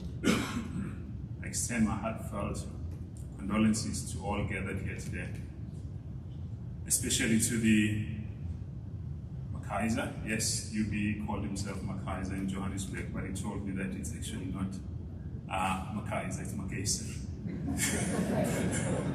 and Nyanda families, as well as to all of Eusebius' loved ones. UB, as we prefer to call him, touched the lives of so many people across South Africa and beyond. Those who read his writings, listened to his broadcasts, or had the opportunity to meet him personally. We are immensely proud to claim him as one of our South African Rhodes Scholars, and deeply grateful for the many ways that he stepped up to support our work. UB had a special passion for mentoring the young generations of scholars, and many tears have been shed locally and at Rhodes House over the past week as we have tried to come to grips with his tragic loss. Combining charisma and eloquence with an enormous heart, UB exemplified the Rhodes Scholarship ideals of kindness, courage, and commitment to fighting the world's fight. He brought a generous spirit of service to his several volunteer roles within our community, a few of which I would like to mention. He served for many years in our regional selection committees and national selection committees, finishing his last term on our national selection committee 2 years ago. He was one of those people that whenever I was short on any particular committee, I knew I could. He was always on speed dial. I could call him to service at any time. And fellow selectors and candidates enjoyed having UB as a selector. For him, no topic was taboo, and no question was too controversial. Notwithstanding this, he always approached his selection responsibilities with decorum and compassion. And once the selection process was concluded, he was always there to offer support, guidance, and advice to our scholars-elect, the scholars and residents in Oxford, and Rhodes alumni who had returned to South Africa. After stepping down from the National Selection Committee, he partnered with Professor Catherine Burns, a historian and professor for medical humanities at the Center for Health Science Education at the University of Witwatersrand, in what I would describe as a unique project which encouraged scholars-elect to reflect on the legacy of Cecil Rhodes as they took up the scholarship that bore his name. I have borrowed Professor Burns' words to describe this important work, which I have no doubt she will continue even if UB is not going to be with us to continue that work. And I quote, "In his capacity as a mentor to the Rhodes Scholars, current, past, and elect, he insisted on examining the legacy of Rhodes, the person, and Rhodes, the capitalist and colonial power broker, not airbrushing his name out of our history, or of the reach of his bequests and awards. UB insisted that we should turn towards Cecil Rhodes' legacy and examine it with a fine-tooth comb, forensically, for what we could and can and will learn from Rhodes and his actions. It was typical of UB's courage and scholarship-led approach to debate and knowledge. He wanted all of us, especially Rhodes scholars, to think about the way that individuals exist within a powerful social matrix. And he wanted us to look at and not away from the way that intelligence, curiosity, stamina, moral purpose, courage, and grit can turn into corruption, vainglory, violence, and greed. He was asking us all, I think, to look at power and ambition in all its facets and take hold of the lessons of Rhodes' life. There are lessons for all of us, our country now and the world, end quote. Over the past 2 years, UB served as co-chair of the Rhodes Trust Advisory Group on engaging our history, bringing enormous energy and dedication to this critical work of acknowledging the injustices of the past and taking concrete steps to build a more inclusive and equitable future. I distinctly remember during the times of Rhodes Must Fall, in a number of interviews where we had a number of follists. Unfortunately, I can't see clearly. I'm sure some of them are in this room, and some of them are definitely joining on the online platform. What was intriguing was that a number of candidates would walk into the interview expecting that they're going to be taken head on their position on Cecil Rhodes. And so some of them tried to be Rhodes apologists. Big mistake.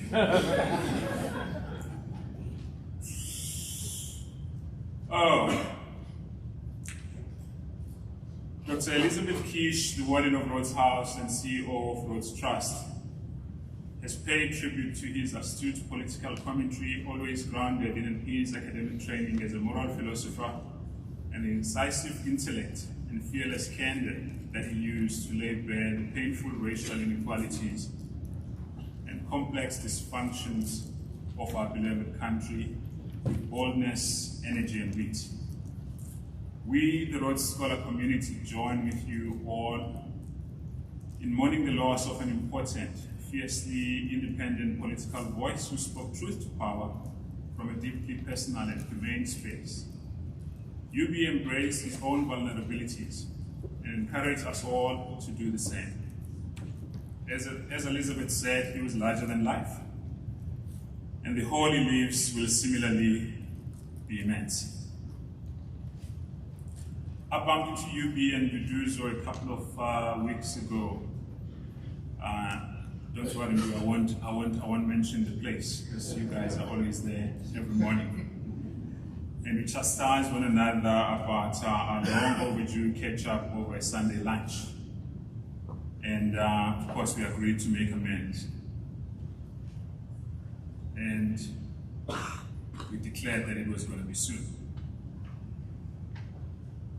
Being a good delegator, I rushed off home and I reported and urged that we meaning my wife, Alicia, should organize it because Nduduzo and UB could not be trusted with such an important task. Alas, it was not to be. We'll forever be grateful for UB's leadership and friendship, and will continue to be inspired by his example. We offer our support to Nduduzo, to the McKaiser family and Nyanda families, and to all who knew and admired Eusebius and his work.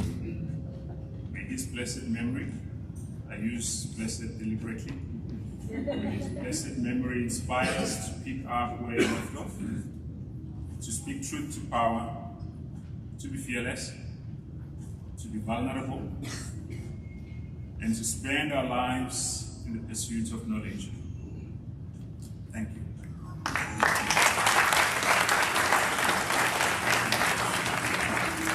Well, thank you so much, Louisa. And as I had introduced previously, Voyse Abrams is the former Deputy Director of the Apartheid Museum. Hi everyone. I'm glad I can hardly see your faces. It makes it a bit easier. I'm so honored to have been invited to say a few words at Eusebius' memorial. A deep shock still resonates and everything feels unreal, but here we are. I think it was around February 2017 that a Facebook post by Eusebius was shared with me. That was my first encounter with Eusebius. I started following him on social media, and to say I was hooked was mild. And thus started my pursuit of Eusebius. Then in April 2018, he posted an event which was to take place at the LIVESTREAM. The event was entitled, Does the Christian God Exist? A debate between an atheist, an agnostic, and a Christian. And I said to a friend of mine, there's no ways we're missing this, I'm there. And then I walked back to the rafters, and everybody knows how big the Great Hall is. I realized that this man was simply fascinating. I loved the way his brain worked. I loved his eloquence. I loved the fact that he was colored. I loved that he was young, and moreover, I loved that he had the courage of his convictions. I loved how he believed in and fought for the rights of those who were oppressed. His fight against sexism, homophobia, racism, and all biases and discrimination. He was brave and unrelenting. I also loved his arrogance. And I loved it because we can so often forgive a brilliant mind his or her arrogance when the color of their skin is pale. But we are not so generous with people of color. At the time I was the Deputy Director of the Apartheid Museum, and part of my portfolio was public programming. I knew that for my vision to make the museum a living, engaging entity, and not just a repository of historical facts, we needed someone like Eusebius. I did not want anyone else, he was my person.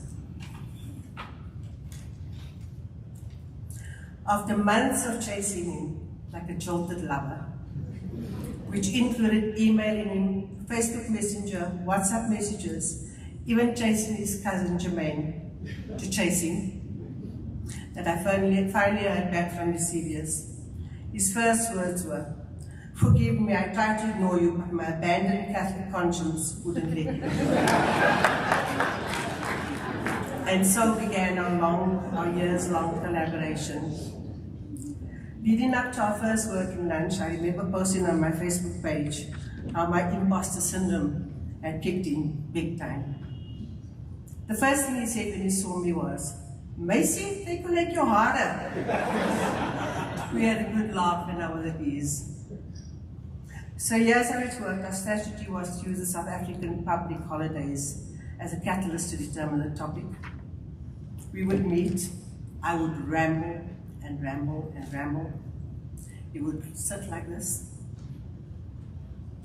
and he would make sense of my rambling. Within a few minutes, we had a topic we wanted to discuss or debate, and within a few minutes later, we would have a synopsis for that topic. We then discussed possible panelists and debated the relevance of each panelist related to the topic, and suddenly it was all stations go. I remember we had Oliver Dixon, we had Loveland, we had Pumi, I think you've seen it here. The first debate we had was centered around whether common national South African identity was possible. Others included, did the Mandela government set South Africa up for failure? Why do men rape? Did the Fordist movement fail? And the black body still the site of oppression? Topics that were relevant to what was happening in our society. You can hear from the headings of those topics that these were Eusebius' words. But the youth day events were both Eusebius and my favorites. Here we gave young people, in particular grade 11 learners, carte blanche. They could choose any topic of their choice, research it, and speak to it in their own voices, and in particular to their peers. Youth day events were widely popular and gained much media attention. These young people fascinated Eusebius and I, so much so that we decided to have more engagement with the learners. It was in this way that we began the master classes led by Eusebius on debating, critical thinking, public speaking. I didn't learn much from that, public speaking. Yeah, Eusebius was in his element though. He once expressed that this felt like his calling, even though he said he would never be a teacher per se. The young people loved him in his flip-flops, shorts and vests. They could relate to the person he was, relaxed, insightful, and ever so generous with his knowledge. Eusebius was a mensch, a human being who felt deeply. He was also vulnerable, as we know, and this made him more lovable. I am deeply saddened by the loss of Eusebius and express my sincerest condolences to Nduduzo, Eusebius' family, and close friends, and all who knew him and loved him. My heart is broken. My only consolation is that Eusebius and Karima are looking at us from wherever they are, having a good old skinner and a giggle. Thank you.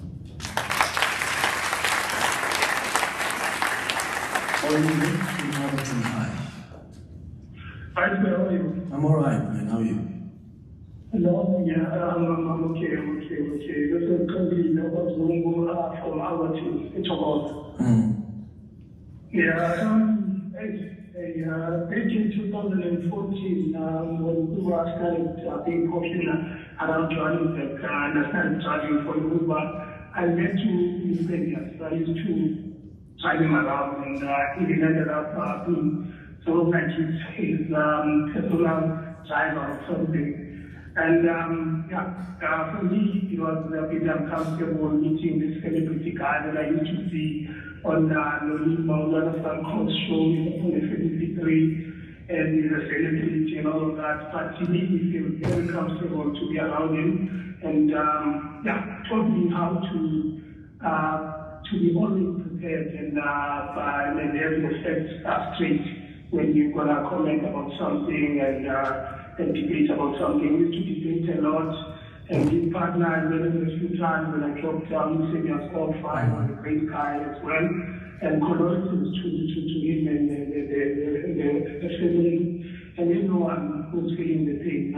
I couldn't believe it when my wife told me he's all on it. She said, well, she called him Mutwa. So when she told me that Mutwa was passed away, I said, I couldn't believe it. And I'm in shock. I'm in shock. He was a great guy, a fun person to be around, and a great debater.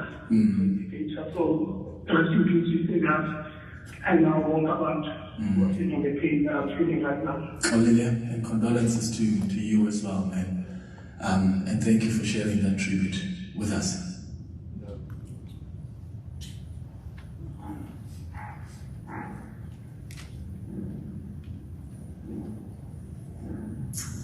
Yesterday, Musam was a test for British Got Talent, and he did not win. I remember it was one of the last things that you mentioned, Eusebius. And for some reason, I didn't know who he was prior. And I just started crying because that was so typically you. You were such a generous person. You gave so much of yourself and you celebrated so much of us so many times. I don't even begin to understand what being in this world without you will be like. I will miss calling you to just talk about random stuff. I will miss texting you to make fun of people. I'll miss you sending me news. I will miss so much of you. And in a world of so many unprincipled people, the one thing that I loved about you was how principled you were, how you were not ashamed to, you were absolutely fine with losing friends if they didn't stand on principle. We did that when we had a few incidents in the past with 7 friends and who later became ex-friends. But I know they too, like me, will miss you in the landscape. They will miss your voice. And I and all your friends are so much poorer with not having you in the world. But we're also so much richer for having known you. I haven't really grasped. Sometimes I think it's a joke, sometimes I think it's a terrible, terrible joke that you've gone and you've left us. And then sometimes I think it hasn't happened. I have caught myself a few times wanting to send you a message or something that I think you and I would have loved it. And then I would remember things break down. Thank you so much for everything that you were to us. We knew you, we loved you, but importantly, thank you so much for what you gave to the country. You and the world, you left in. And that, of course, another friend, author, Zukiswa Vana. And as I said earlier, even if you don't know some of the people, Eusebius always spoke about his friends, and I've never met Zukiswa personally, but I know her because of what Eusebius used to tell me about her, and obviously the great love that he had for her. And Zukiswa, I think you are streaming, and he loved you dearly, and he respected you very, very much. So thank you so much for sending that tribute. Zukiswa is, of course, a South African journalist and novelist, and her first book was shortlisted for various awards, and that included the South African Literary Awards as well as the Commonwealth Writers' Prize. So thank you so much, Zukiswa. And before that was a clip from Kolile, was Uber driver, and you all know Eusebius as Uber Chronicles. That was one of my favorites. Okay, what happened today? And I think that is just the person who UB was. One of the earlier speakers mentioned how, I think it was Dawn who said how she had to wait on him because he just had so much time for everybody. So, you know, we continue on this journey as we remember Eusebius McKaiser. So one of the people that I spoke to him last about was Joanne Joseph. I'm going to tell you what we spoke about. But it was good things, and it was about your absolutely magnificent book as well. So Joanne Joseph, stage is yours.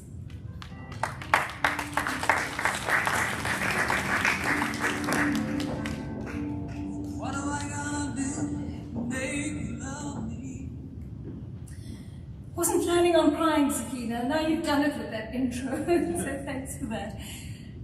It really is very special to be here this morning, and I was going to do a slightly longer speech, but for the sake of others who are coming up, I'm going to cut it slightly shorter and just cut to the chase. Dinesh called me in the week and said, won't you please speak about your and UB's shared love for books? And what came to mind immediately were those wonderful social media posts of his, and I'm sure you know the ones. His favorite haunts, foamy cappuccino in hand, the sun streaming over the pages of a book that he was poring over. Those posts became so important to us. They weren't merely an indulgent peek into Eusebius's lifestyle, his middle-class lifestyle, I might add. They were an invitation to explore his inner literary world, bursting with the ideas of writers whose words and thoughts he dived into, analyzed, digested, critiqued. For those of us whose books were featured, and it was often deeply appreciated in those posts, I might tell you, it was an opportunity, an unexpected and generous endorsement that you knew would drive people to the tills at bookshops and to the libraries. His social media posts and podcasts were also a call for his followers to be deliberate about the act of reading. We were both equally surprised at how often we hear people say, I have no time to read, and what they meant to say it was because time was short, they had simply not prioritized the activity of reading over other pursuits.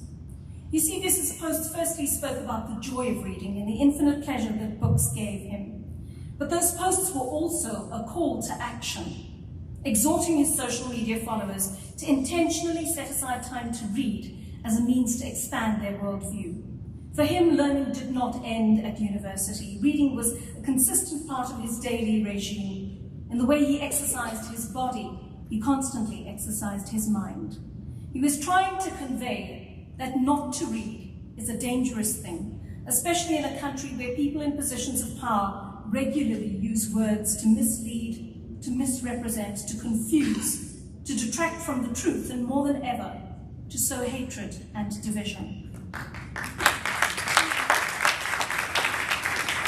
One of the most enjoyable projects I ever did with UB was an online show called Cover to Cover, which we co-presented between 2020 and 2021.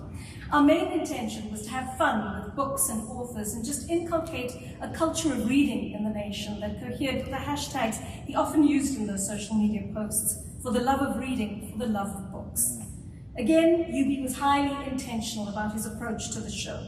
As early as the second episode, we focused on children's literature, as Dinesh would remember. I'll never forget the pics of him propped on that large cushion on the bookstore floor, having a heart-to-heart with young people about the books they loved reading.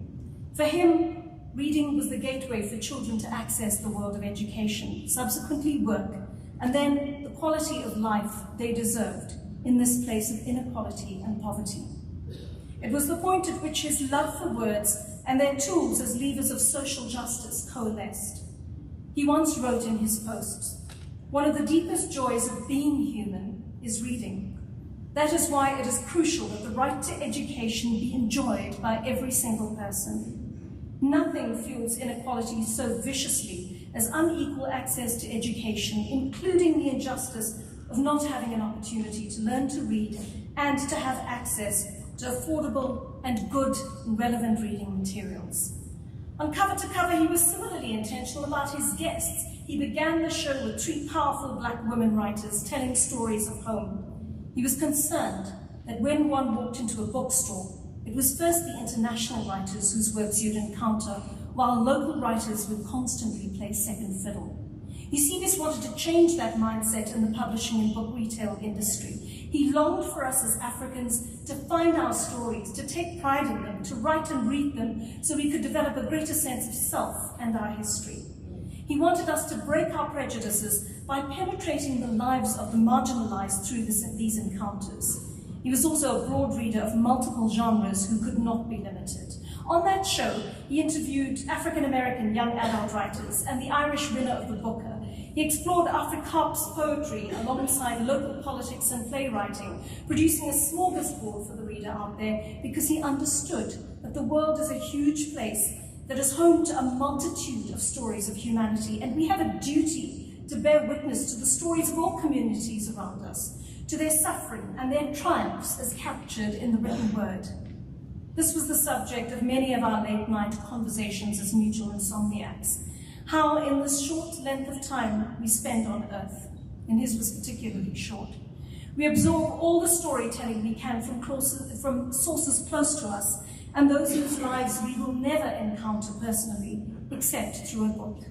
He loved the kaleidoscope of possibility that existed in that one could sit here on the tail end of Africa and yet travel so far into the relationships and dilemmas, the mysterious lives of others continents away, experience their geographies, glean some sense of how all of humanity is connected, how our strivings and difficulties are essentially the same, although they may take different forms. Our voice notes grew into podcasts and then audiobooks. I'm profoundly sorry that he never got to produce the next book that he was thinking about. Thankfully, he has produced 3 books on racism and politics that are still widely available, and his free-form writing abounds everywhere on social media, while his commentary continues to live on news sites and endures in the form of his podcasts. His words have guaranteed his immortality. Yet we grapple with the reality that one of our greatest book exponents has now left us, although his call to action remains. What does this mean to you today? Does it mean you will leave this place today and pick up a book after a long time? Does it mean that for a time you will put aside the escapist reading to pick up a different book, that heavy literature that you've been avoiding, to find a window into the lives of people around you whose suffering has thus far been invisible to you, and that you will take a moment to acknowledge that? Does it mean you will read your child a bedtime story tonight, or support a literacy organization that will grow the reading skills of other children, many of whom cannot read with understanding in our country? Does it mean that as an aspiring writer who has never thought your South African story worthy, you will finally put pen to paper today? Whatever it is, I ask us all here to do something substantial for the cause of literacy in memory of Eusebius. Eusebius, friend, go well. You accomplished so much in the short space of 44 years. We no longer have you, but we still have your words, and we will still find the essence of you in them. Now rest in brilliance. We will always love you. Thank you. in your general relationship with animals. In 2014, Vanita called into my radio show, and she said the following. Hi, Stephen. I don't care about the rhino, I don't care about the spotted frog, until you are as concerned for a starving child in Kalicha and Alex. Don't come and speak to me about the rhino. Maybe what we need to do is have a daily update of how many kids are starving or how many people died today, so that we can start throwing those numbers at people instead of telling me we've lost 36 rhinos. Chop off the bloody horn. No, chop off the bloody horn. I just hate the hypocrisy of it. So I'm sorry about the dinos. You know, but chop off their horns. No, last week you were talking about what a good person I am.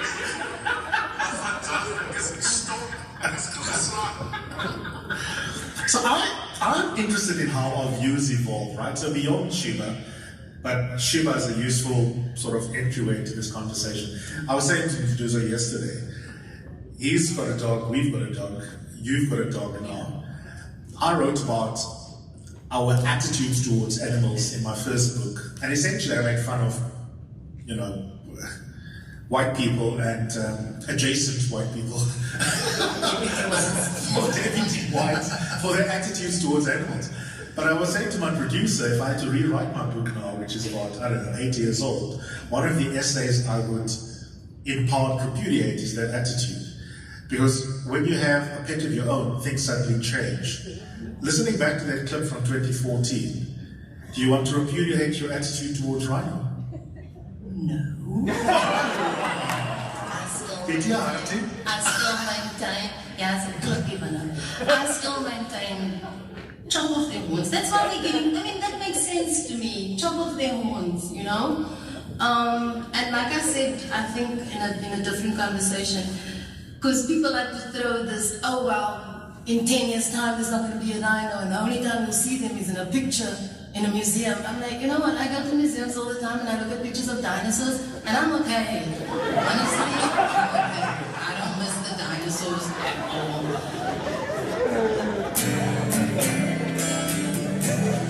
Good afternoon, ladies and gentlemen. If we have any Tracy Chapman fans, I'd like to invite you to join me. Don't you know, talking about revolution. Don't you know, talking about revolution. They've been saying about the lying, right in the doorsteps of those armies of salvation, wasting time in the unimportant life, sitting around waiting for a promotion. Don't you know, talking about revolution sounds. Rise up, get there and share. Oh, people gonna rise up and take what's there. Don't you know you better run, run, run, run, run, run, run, run, run, run, run, run, yeah. Don't you know you better run, run, run, run, run, run, run, run, run, run, run, run. Finally the tables are starting to turn. Talk about revolution. Yes, finally the tables are starting to turn. Talk about revolution. Oh, no. Talk about revolution. I've been standing in the welfare line, crying the doorsteps of those armies of salvation, wasting time in the unimportant life, sitting around waiting for a promotion. Don't you know, talking about revolution sounds like Christmas. And finally the tables are starting to turn. Talking about revolution. Yes, finally the tables are starting to turn. Talking about revolution. Oh, no. to my revolution, no, to my revolution, no.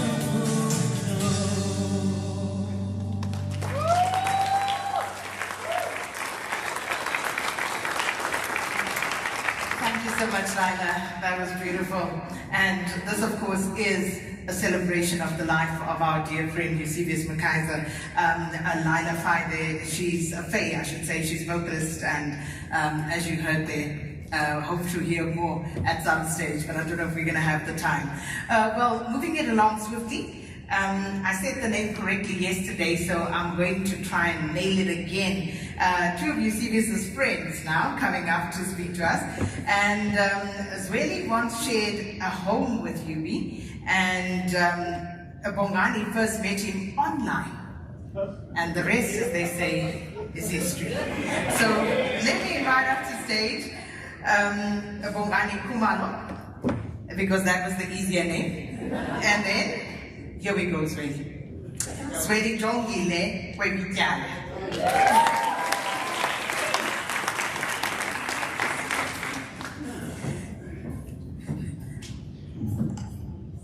Well, good afternoon, everyone. Look, a lot has been said today about Eusebius, the intellectual, the journalist, the board member, and we won't add any to that. He never shared that side of himself with us. So today, instead, we're going to talk about Eusebius from the streets. In the few moments over the past week when I allowed myself to imagine what it is that I'll miss the most, what it is that I've lost, the one thing that hit me is I'll miss being seen. Eusebius had this amazing ability to look at someone and see them and really make them feel seen and let them know that he saw them. I met Eusebius when I was young in my career, just started working, and for whatever reason, come babe, let's stay together. And so we moved in together, and over those years, he would always tell me how brilliant he thought I was, how extraordinary he thought I was, how he wanted everyone he knew to meet me as well, and I've met a lot of his friends, because he would intentionally say, come, I'm sitting on lunch with this person, I want them to see you and I want them to meet you, because he just thought. And then I realized later that he just said that about every one of his friends. Everyone was brilliant, babe, and everyone was amazing, you know. But besides being that warm person, he also had this really infuriating ability to be two things at once, at the very same time. He could be your softest landing place, but also your sharpest critic, all in 1 minute. You know, he could share your deepest confidences, but also the most outrageous gossip ever that you start checking your phone to make sure that it's not recording or that you're not accidentally dialed the person you're talking about. He could be kind and sharp-tongued all at the same time. And all of this is to say he was a human being. And it is that human being today that we want to talk about. And Mike, come talk about this human being for a moment as well. Okay, I know Eusebius from the streets. We met online. You can guess which app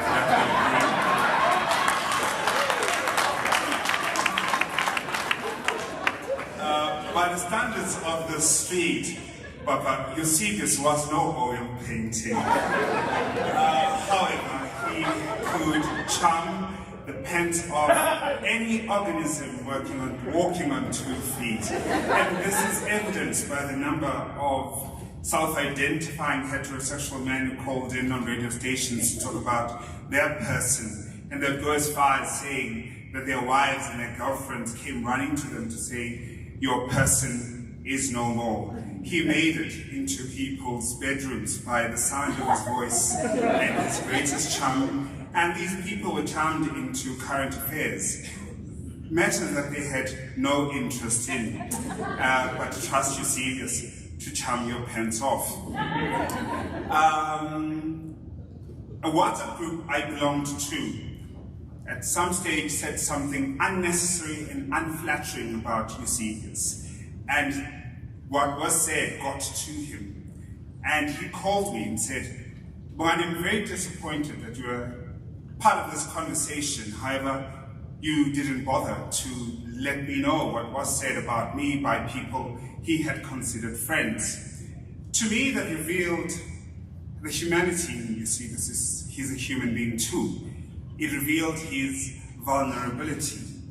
But you know, when you're caught gossiping, you then start to introspect. And I thought to myself, you know, was I party to an injustice? Should I keep?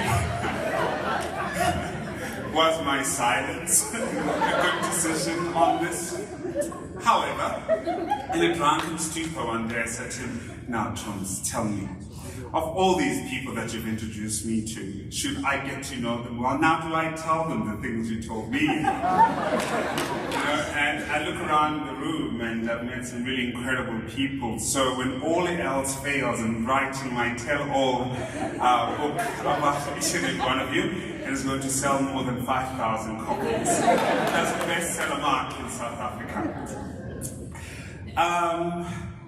9 years ago, I get introduced to Nduduzo. Mama was the smartest and most handsome person to come out of Mfulo South until Nduduzo came along. And we had a beautiful evening and prepared the most scrumptious meal. And the conversation degenerated into current affairs. And I held a very strong view about a particular matter. And in absolute disgust, he turned to me and said, "Bonnie, that demonstrates the laziness of your reading. There is so much that has been written on the subject. You've just been too lazy to familiarize yourself with that." And the standard in which he held politicians and anybody else who held a public office, he expected the same from his friends. And true to form, the following day he had a long list of journalists I should avoid, journalists I should read, even nursing a hangover on a Sunday, and articles I should have read for me to have an informed opinion on the matter. The last conversation we had, it was to celebrate his birthday, and he asked me, "Where's your partner?" I said, "Oh, well, he's at home." We had an argument, you know, the burden of being in a long-term relationship as a gay man. He turned to me and said, "Actually, Bongani, that is something we need to talk about. We post the most gorgeous photographs about how love lives here, and we seldom talk about the challenges we have in our relationships." And he said, "Let's have brunch at Tasha's." Had we had that brunch, we'd have talked about how much of a gift we have been to society, our families, and all those around us. But ultimately, we would have gotten to the point of how abysmal we can be in showing love and affection to people who have seen us at our bare, at our most vulnerable, and how important it is to remind ourselves of that. And I would have walked away from that brunch with ways to show my husband how much I love and care for him. And by God, I missed that brunch.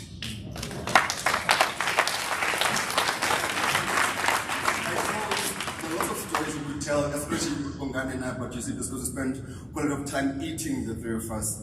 But I closed perhaps with the last meal we did have with him, which was at his birthday party just over a month ago now.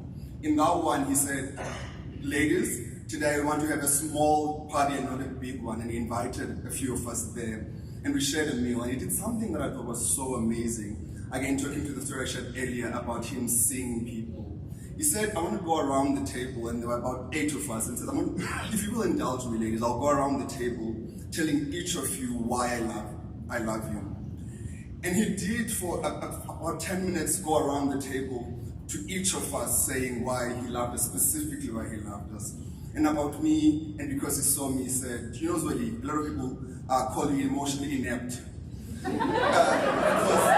Because you never actually share an emotion, except you're the most emotionally mature person I know and have ever met, because you actually speak your emotions, because you will say, "I am angry, I am in love, I am happy," in this voice.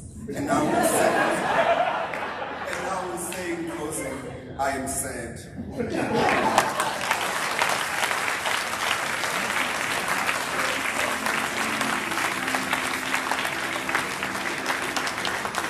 Thank you so much, Bongani and Zweli. And our next speaker. So, I remember when Karima passed on, the first person I thought to call was Eusebius. And when the news of Yubi's passing broke, I had a lot of people calling me, but the first person I thought of was really Tlabi.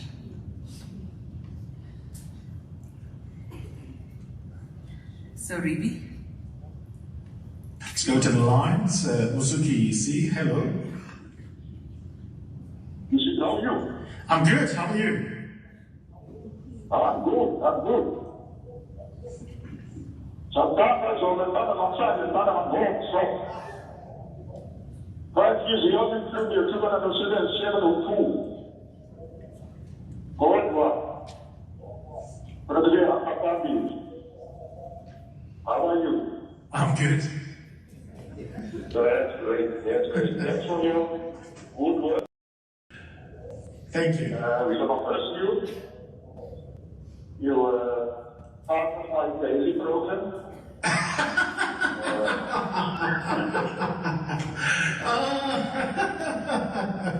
I can't believe I didn't recognize his voice. Yes, my people, are you alright? I'm good. I'm just wondering, oh my God, my trossers was swak. Ek kan nie eens vertaal wat nou gesê word. Die almal gaan nou weet, ek kan nie eintlik wegpraat nie. For those who are wondering, this is my dad who's calling in, who is fully fluent in Xhosa. Ons het jou show baie geniet. Ons gaan dit baie mis. Bly aanhou. Ek is baie trots op jou dat jy voet het wat op die aarde hou. Ek het baie geleerd van die show af. Was baie educational. En met die lockdown. En jou show ook groot rol gespeel in my leven. Dit is so dat ek basiese dagelijkse routine het. Luister naar jou show. Na 12 uur begin ek met gym. Vat ek 'n uur break, daarna begin ek te kook. So alles wat die beste voor toe met die nuwe rigting wat jy gaan inslaan. En baie lief vir jou hoor. Ek waardeer dit. Een vraag. Yes. Wanneer mense nonsens daar van jou op Facebook, hoe reageer jy? Man, ek laat ou se bloeddruk opgaan. Maar dit is maar ook deel van dit. En so wie ek alle grootnes ingekol het vanoggend om te sê dat daar's maar mense wat dit haat en daar's mense wat jou show like. So dit kom met die territory. Ja. Thanks, Derek. Thanks for calling in. Cheers. Oh my goodness, we normally prank each other, so on this one he won. I can't believe it took me that long to actually recognize his voice.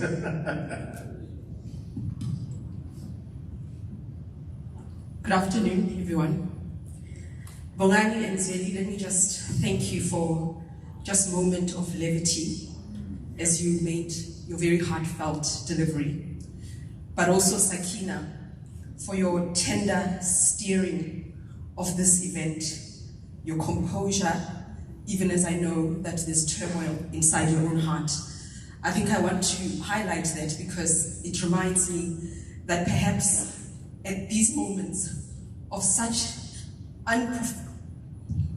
unspeakable grief, the right thing to do is to be with people who love the person that you are mourning. Because in the last 2 hours, I have felt edified. I have felt that in our collective grief, I am also seen and I'm with you. And perhaps the last week of isolation was necessary to be in silence, to be reflective. But this too has been healing to be with all of you. So thank you.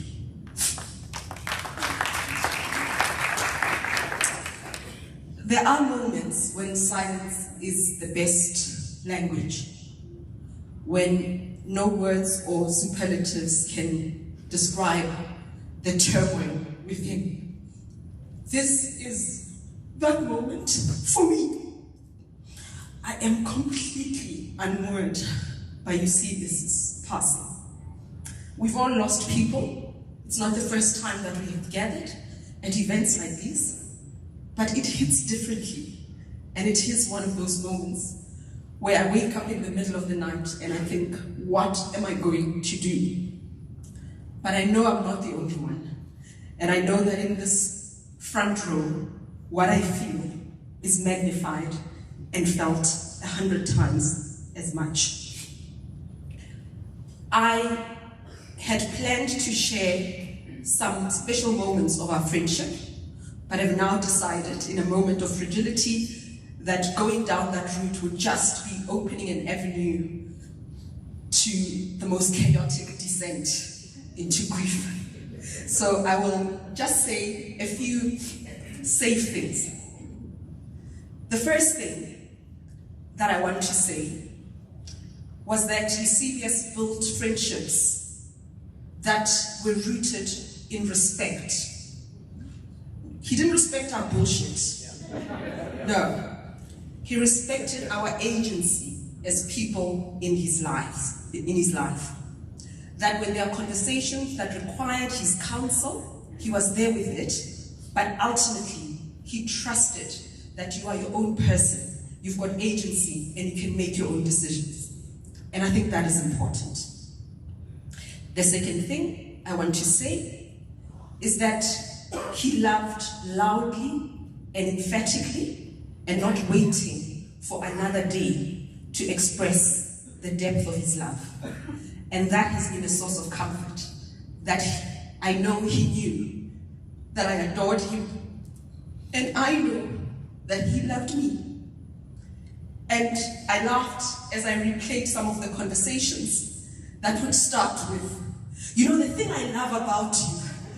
How do you start a conversation like that with somebody who is a close friend and you speak so regularly? So there'll be that whole preamble about what he loved about me. And I know that he did exactly the same thing to you. A couple of years ago, he came up with an idea about a book on friendship. And I said, come on man, you're becoming soft. This tough political animal, why are we talking about friendship? He says, just hold on. A really deep, clinical look at what it means to gravitate towards certain people and how you hold each other or don't hold each other in moments where there is a divergence in beliefs, in ideology, in moral standing. And I think that he was thinking about it precisely because of what some of you have said, that he lived a life where some friendships ended. They ended. And we ought to be comfortable with the severing of ties when what is at stake is our humanity. And we were thinking about that, but we hadn't spoken about that project in a long time because he was so supremely talented that there was a lot that he was working on at the very same time. The last thing I want to say about the friendship is exactly what you guys have said. He was the fucking gossip. Now, hold on. I say this with no judgment because I'm a fucking gossip. But here's the thing. He's gossiped about every single one of us. And you know you've gossiped about him.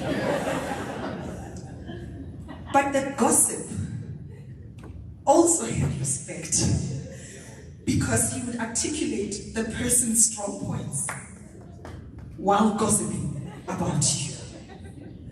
And there were some friendships that I had with people he couldn't stand.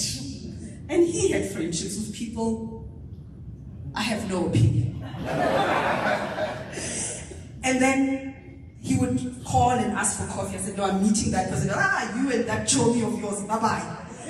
But he understood that we have attributes that attract us to certain people and attributes that repel us from certain people, but even in that space we can come together in a place of love and tenderness. About the gossip, it was not gossip that was meant to destroy. And I know that from personal experience. Eusebius has sat through many gossip sessions about me, which he probably led at some point. But he never came back, to me at least, and said, this one says this about never. It was just a given that he's got his space that has nothing to do with me, where they dissect me, and I have my space that has nothing to do with him, where I dissect him. But this particular time, about 2 years ago, and it's important you know this, so that you don't walk out of here saying Eusebius was a gossip, full stop. There's more. There was a particular environment that he felt was not good for me, and in our conversations after I'd made a decision to leave that space, he said, I've come to make sure, we met at Just Hill, that you don't have second thoughts. You need to get out of that space. And he teared up, actually. Said, Eusebius, stop being so soft. Are you really going to fall apart because there's some gossip? And he said, it's not just gossip. It's a vile environment that is not good for you. No sooner have you left the door, and this is what happens. Get out of there. Because he made a distinction between harmless commentary and commentary that was meant to annihilate someone's character. And he was that kind of friend who pitched and said, get the hell out of there. And I'm grateful for that.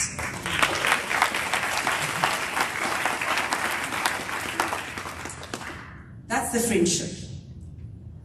Perhaps there's a reason why this grief feels so intractable and insurmountable. And the reason, I think, is not just the personal loss.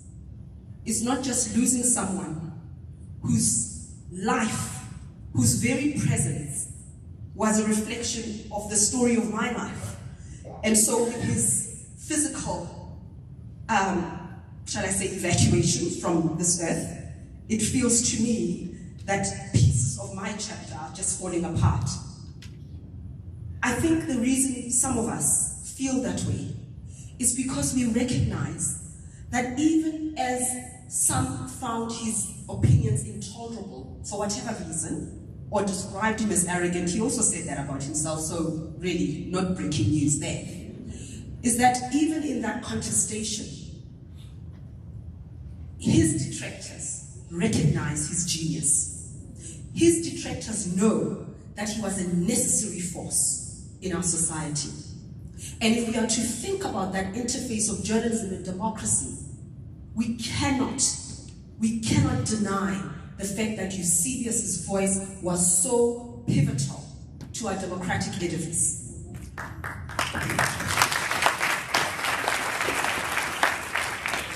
And it is not hyperbole to liken Eusebius's commentary, Eusebius's voice, to a light that shines in the darkness.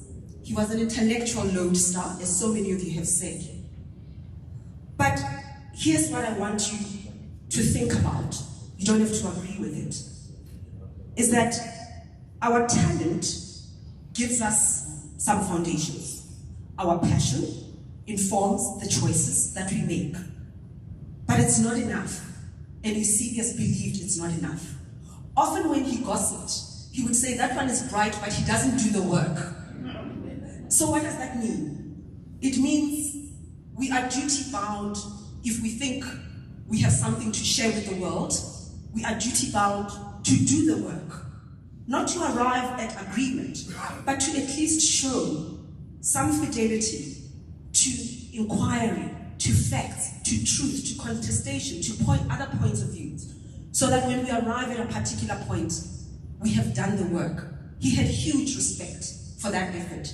And so it problematizes the accusation that he was arrogant, because if he were arrogant, I think he'd just wake up in the morning and do the brilliant thing that he did, that Makudu and Vukani have spoken about. He could have just done it. And he probably would have produced brilliant podcasts without lifting a finger. But to be so supremely talented and still take the time to do the work shows respect for us as his audience. And it is a lesson for those of us who still believe we have something to contribute in our life as journalists. Just because I think it's not enough. Let me do the work that feeds or contradicts or shapes this thing that I believe. On the professional side, what set Eusebius apart? If this room is full of talented people, then why is it that he stood apart and was almost peerless? I think it is also because he took a stand. He took a stand. Journalists get accused all the time of having an agenda. I actually think you should have an agenda. Eusebius had an agenda. He had an agenda. We can debate that another day. But here's the thing. When we live in such a fragmented society, a polarized society, where children are dying from cholera 30 years, almost 30 years into democracy, can journalism afford the luxury of detachment? Those of you who've put a foot in Western newsrooms and they debate impartiality, perhaps they can afford to insist that their journalists are impartial. I don't know.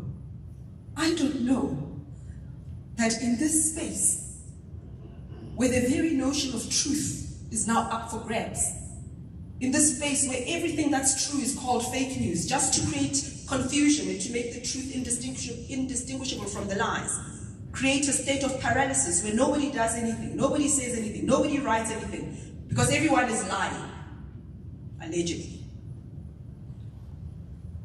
When you come from societies such as ours, where people are hanging by a thread, where our democracy is on a precarious balance, where the bad threatens to overwhelm the good, where toxic power relations from a gender point of view, from an income point of view, race, all of that, where these determine whether people get to eat, whether people get to sleep at night. Eusebius had an agenda, and I say that without any fear of contradiction. He had an agenda. His agenda was to speak up for the underdog. His agenda was to amplify his voice against bigotry. His agenda was to put himself between that fatal strike of power and corruption. He put himself between the protagonists and those who would be victims of such a strike. That was his agenda. And his agenda was a South Africa that was progressive, that was thriving, and that was delivering for people, and that was a hope to all of us. That's what Eusebius's agenda was.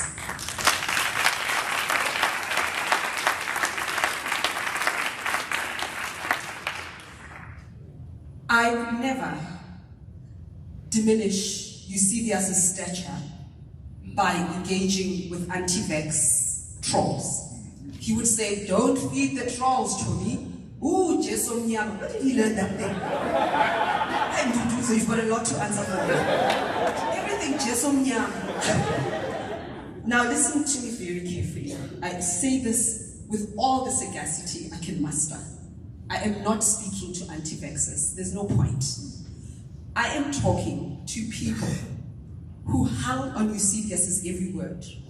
Those Uber drivers, those here amongst us who listened to Eusebius's take on issues before we formulated our own positions. Those people who were hesitant and scared, because we are allowed to be scared.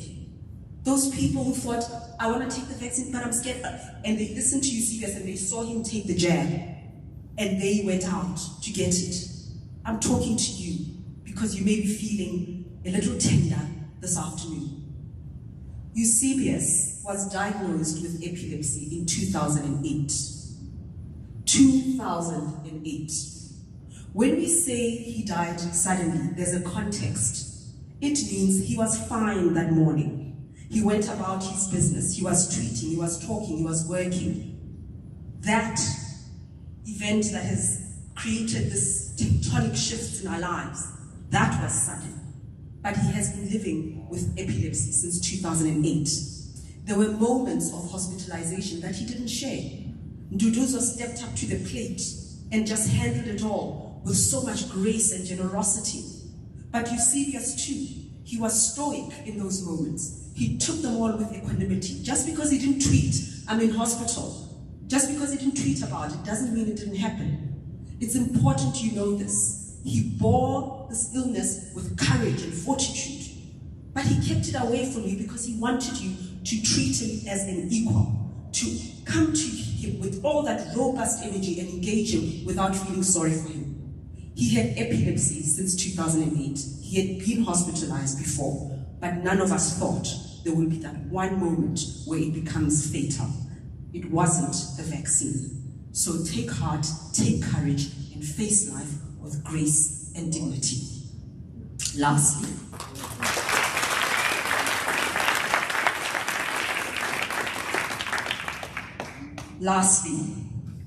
Eusebius had this funny relationship with this journalist who I think many of us admire. She always invited him to her show where there was something around South Africa, race and identity. And I would tell him that she's such a fan. And would say, I told you, you lie, I'm the fan. And that's what I mean, that he did have humility. This arrogance that people are talking about, well, he could not imagine that that person was a fan of his. So no, it's just professional respect and they need to fill up the show. But Yubi, I've never won an argument against you. I am so proud to tell you I told you so. Because this person sent me an email. Hi Rudy, thank you for sharing this news. I was a huge fan of Eusebius. Yubi, she was a huge fan. Says, I'm indeed shocked and deeply saddened. Eusebius was one of a kind, always a great guest, often counterintuitive, and constantly with the people of South Africa's best interests at heart. I send you my deepest condolences and sympathies on the loss of your friend, and please pass my sympathies to his family. May Eusebius rest in peace. I will miss him. That's from Cristiano.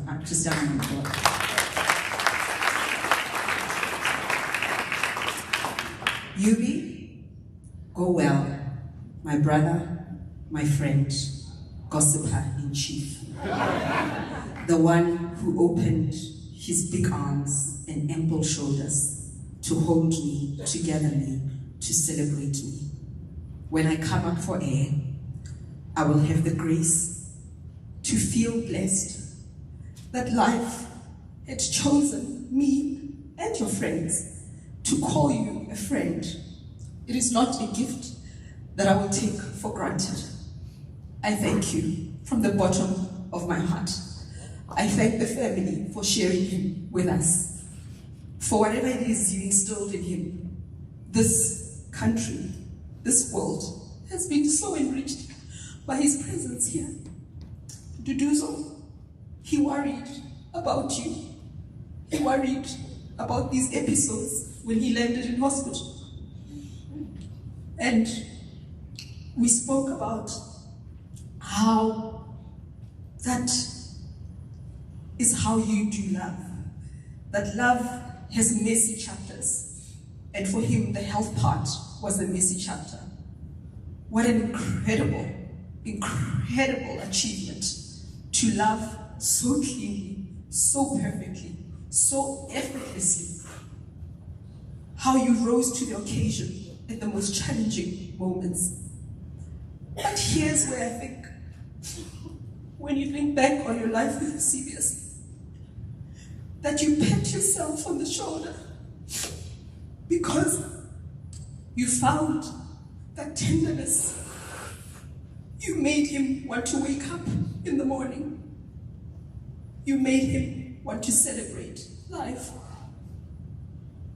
And he walked with his shoulders a little high and his head held a little high because of you. So thank you.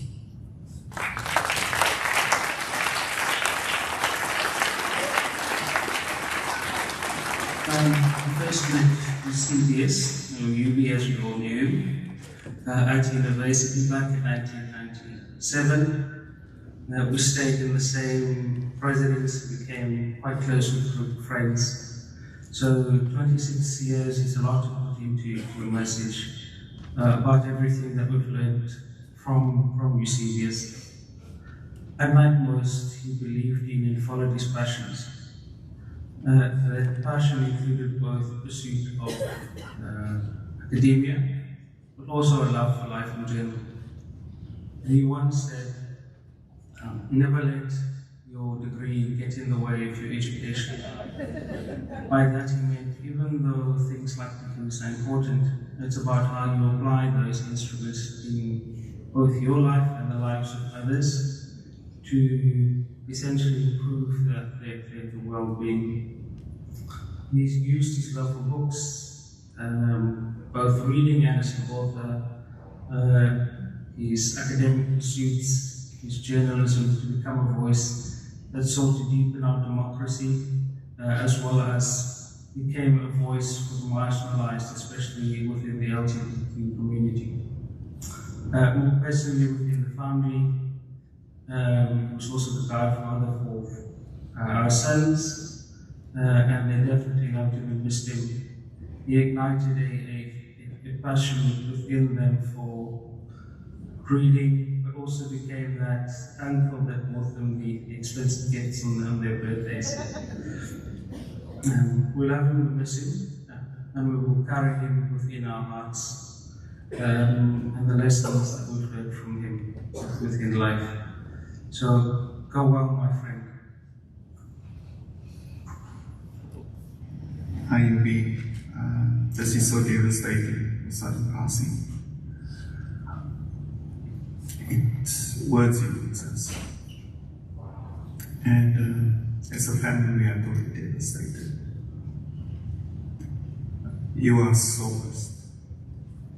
I remember this skinny kid at St. Mary's School. In actual fact, your dad and I, we spoke about so many things, and one of the things that came out was how skinny you were. You actually looked like a question mark. And for some people, they don't know your nickname was Obas because of your big mouth that time.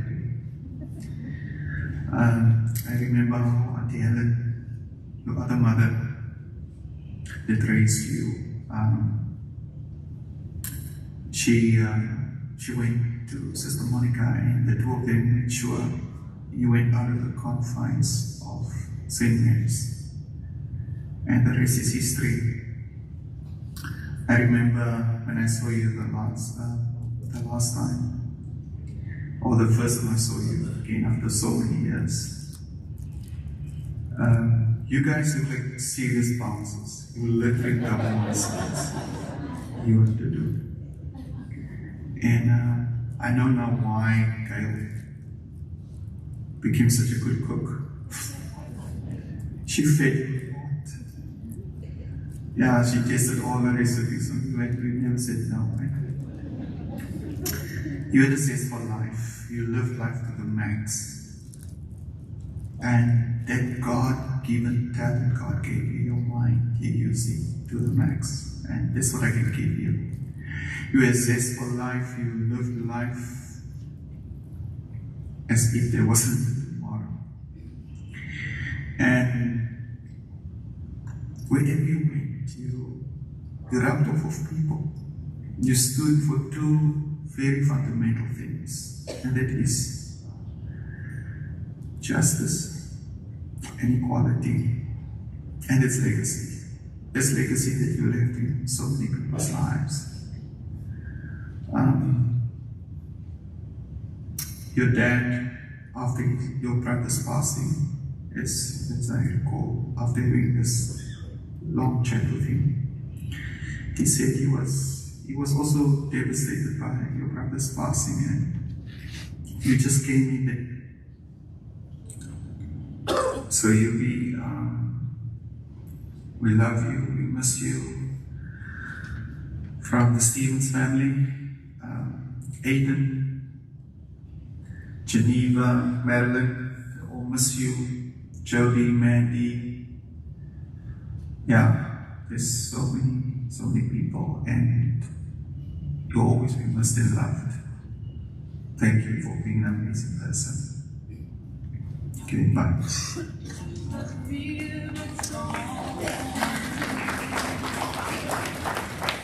That last message was from the Stevens family, which is Yubi's mother's side of the family. And before that, there was a message from Lindsay Martins, who's a childhood friend of Yubi's.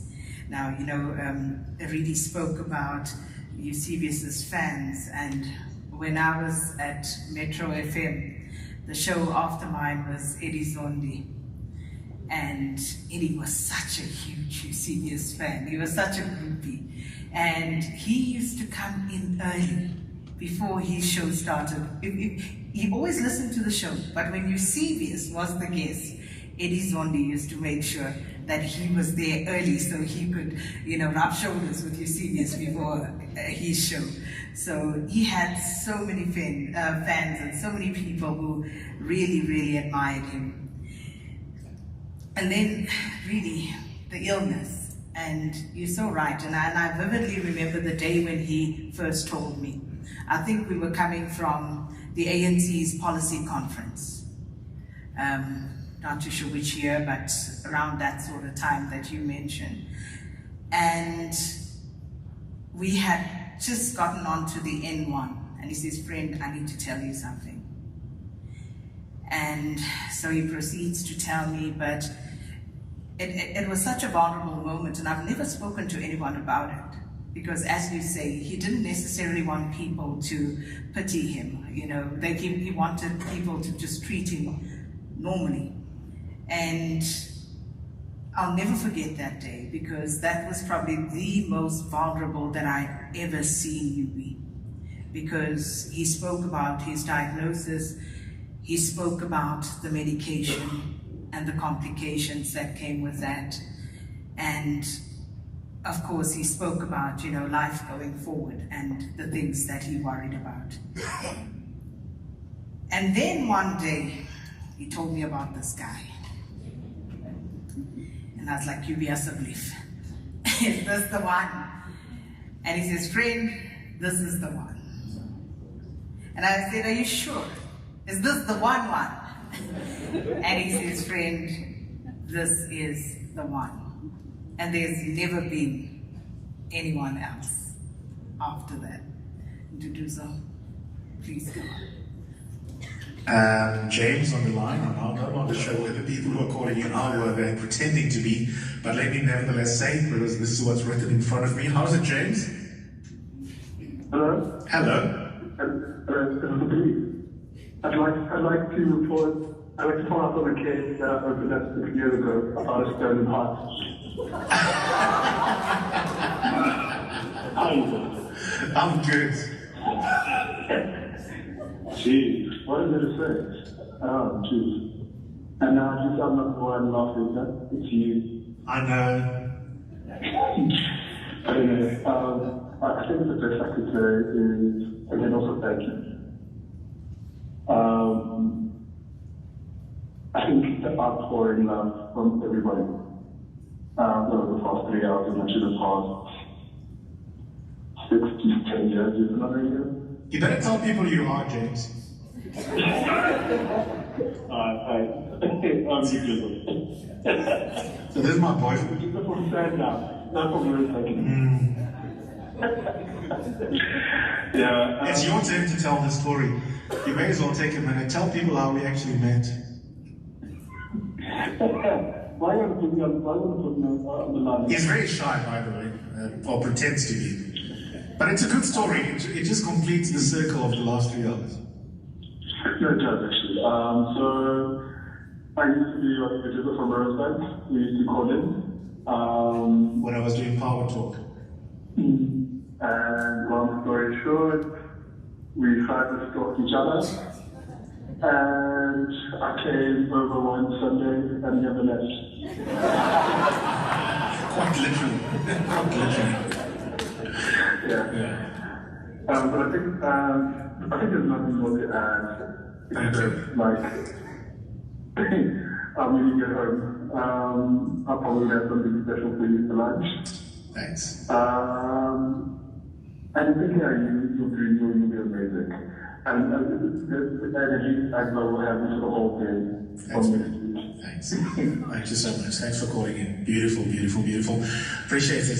Thanks to the producers who've set this all up. My dad calling in, and also my boyfriend. Yeah, he used to be a regular caller when I was in Power FM on Power Talk, and I just thought, who's this guy? Coconut. Must be middle class. I like middle class people. Unlike Karima. And I went to check him out on Twitter, liked what I see. Then I stalked him. And then one day he said, I'm in Sandton. You say you're in Sandton? I said, cool, come over. He came over. Oh, within a week of him and I meeting, we moved in together. And we've been together ever since 6 years later.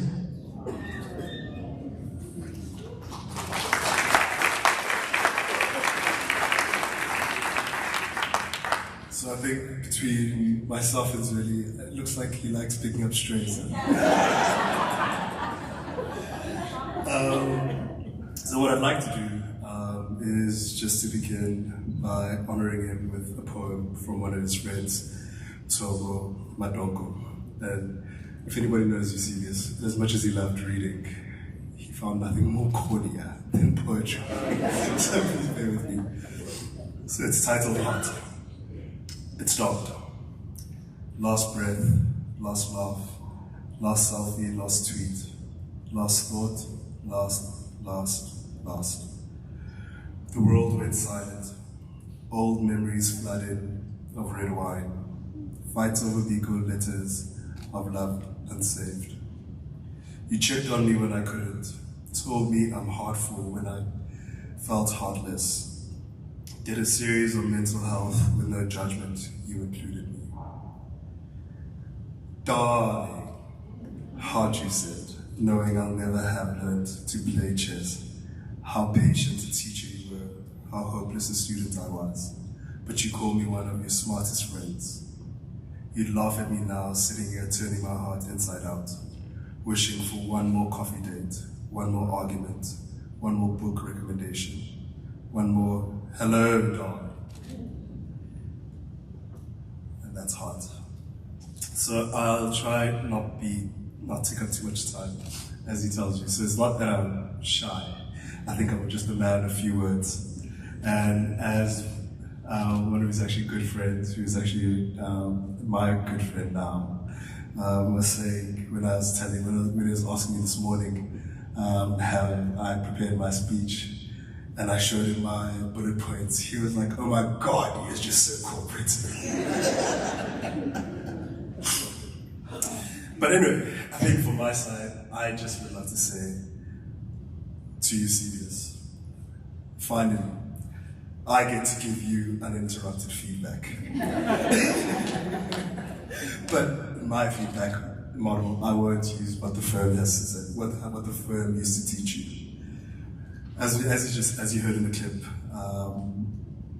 we met. I was a media analyst for a small firm in Rosebank, and that's where I used to call in. And true to what he said, we sort of moved in almost like after a week. And I remember telling him within the second week that I thought he was my soulmate. And being the logical person he was, he told me not to be irrational.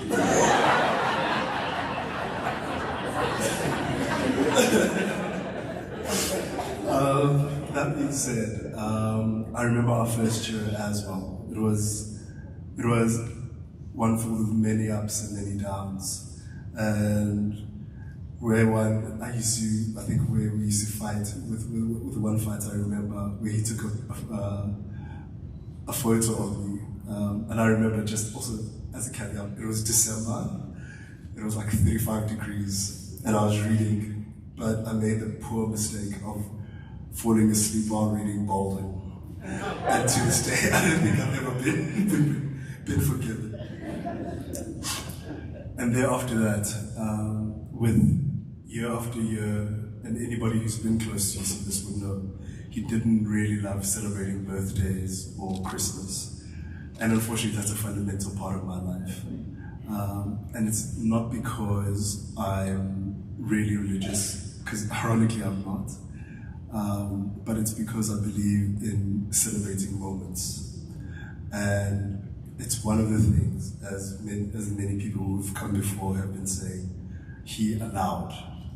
And in him allowing it, I think what it did was open himself up. And that's how I knew and came to love his vulnerable side, and which I came to appreciate. And as you all know from the stubbornness, within that first year as well, one of the biggest shocks of my life as well. And I think, to Reddy's point, this is only middle class or African people act like this. I think we had been dating for 3 months and he quit at power. And for the life of me, I'm like, what are you going to do for money, bro? And he was just like, no, don't worry. But what I found really remarkable was even in that low point, I wouldn't even call it a low point, but in that trying time, he still found time to help his sister with her wedding. And that was, I think, the first time I was also introduced to the McKaiser family and the Stevens family. And I can proudly say, I know that where that love comes from is what actually made it.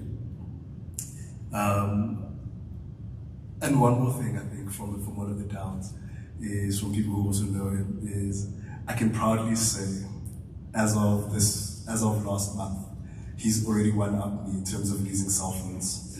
And anybody who knows him and his relationship with Malvo, they know every Sunday morning he'd be up at Vodacom with a hangover, asking them for a new cell phone. And they're more than like lovely obliged. But then there's also the ups. And I think with the ups, again, it resonates back to you, Vugani, and Joanne and Brady, is the gossip, right? And I guess with me, I got the pleasure of having the pillow talk.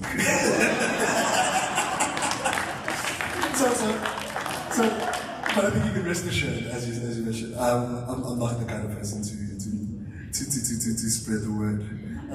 Even though I also have access to his DMs now. The most importantly, I think for me, perhaps, what I'll miss the most are our Sunday nights and our rituals. As spontaneous of a person as he was, I always knew he always wanted, even if I'm after visiting my family on a Sunday, he'd always want to rush home to watch Date My Family or Idols, or and we had Jonah 99. It was literally a miracle. And if I hadn't cooked, it would be followed by Uber eating many desserts. And as anybody who knows closely will tell you, you'd always have an excuse. Diet starts on a Monday. So I'll miss those. I'll miss his cheesy music. 80s, love of 80s music. And I think, most importantly, and I think what I'll miss is knowing I had somebody who loved fully, who gave of himself fully. And I think that's where one of his greatest sayings in terms of authenticity comes from. And I think you can spot an inauthentic person a mile away. I mean, thinking about some of the people he'd skinner about in the media, it was literally about that. He would literally always say, as a caveated by how brilliant they were, was how they're not literally giving of themselves. And that is the reason why their ratings are so low.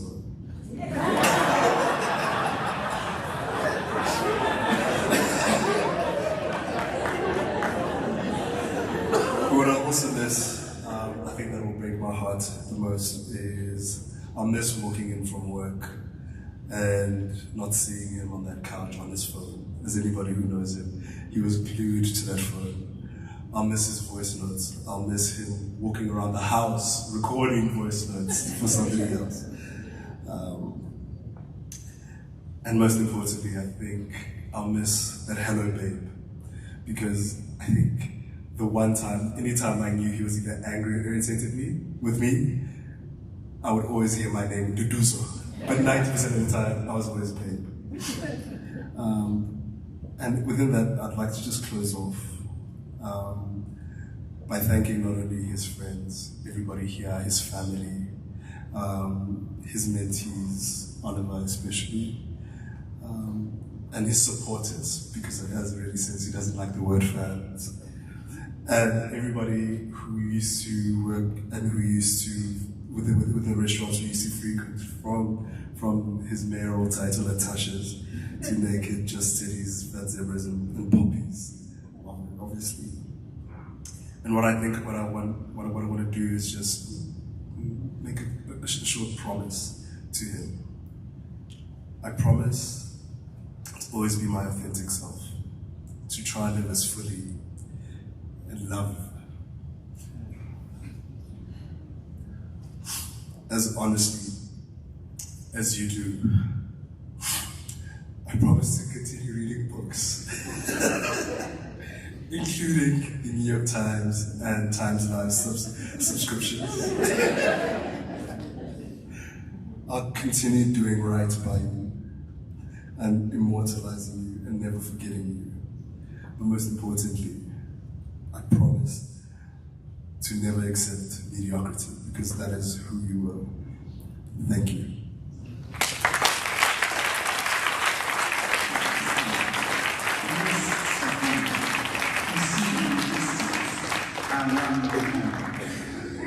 I was always yours to have.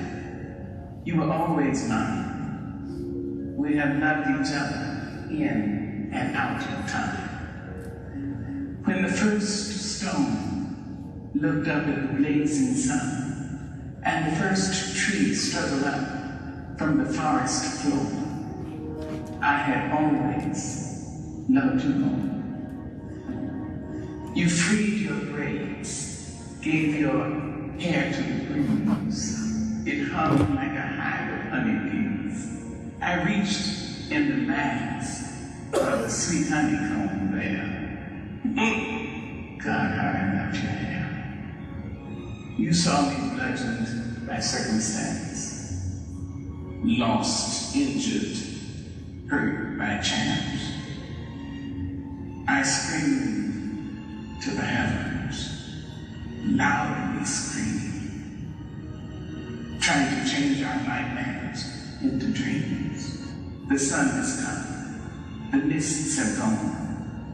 We see in the distance our long way home. I was yours to have, and you were always mine. We loved each other in and out, in and out, in and out of time. And that, ladies and gentlemen, is how we come to the end. Thank you so much. Thanks so much to the family for allowing me this honor for Eusebius today. And thanks to everybody who spoke today, who wrote tributes, everybody who knew and loved Eusebius throughout the years. And as Nduduzo says, you know, may we go forward living more nobly in honor of UB. And I am going to call UB's cousin, Eusebius McKaiser, but before that, I just want to call up Dinesh, Megan, Nolwazi, Oliver. I know you guys didn't know this, but please, if you will, because I think these are the people who made sure all of this happened here today.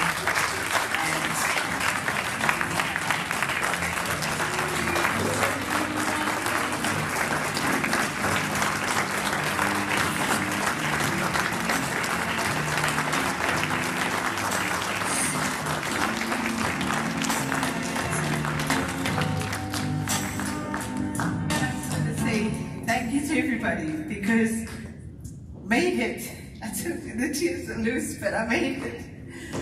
Thank you so much. And Rurik will do the vote of thanks on behalf of the family. And can I just ask that at the end of this, that we just allow the family and the people in the first 3 rows to exit first. Thank you so much for your indulgence today.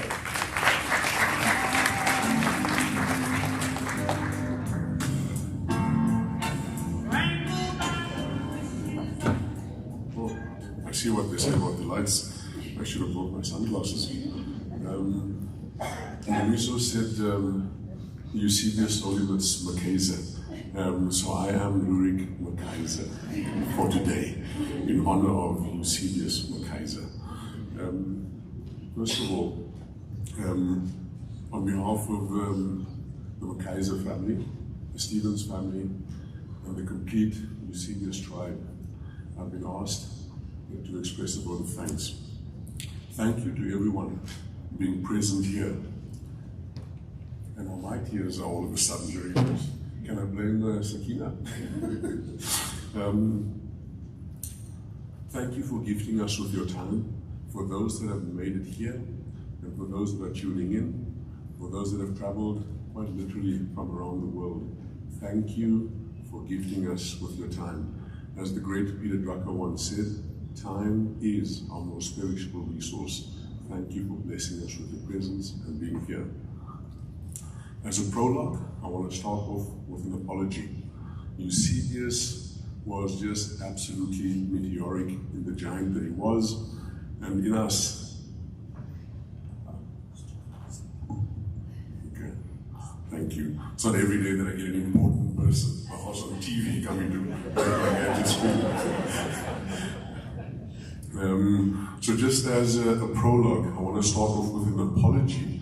There will be names that the Stevens family and the McKaiser family and the Nyanda family will have forgotten. Please know that that is not from a place of malice. We ask that you forgive us in anticipation and just hold us in compassion, and know that those that we have forgotten to specifically mention, that those thank yous are there all the time.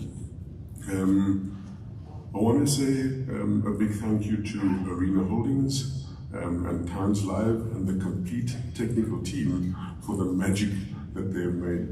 I'm just realizing why I'm struggling. Now that I'm on the wrong side of 50, I must have my right glasses. And my mom said to me when I used to laugh at her,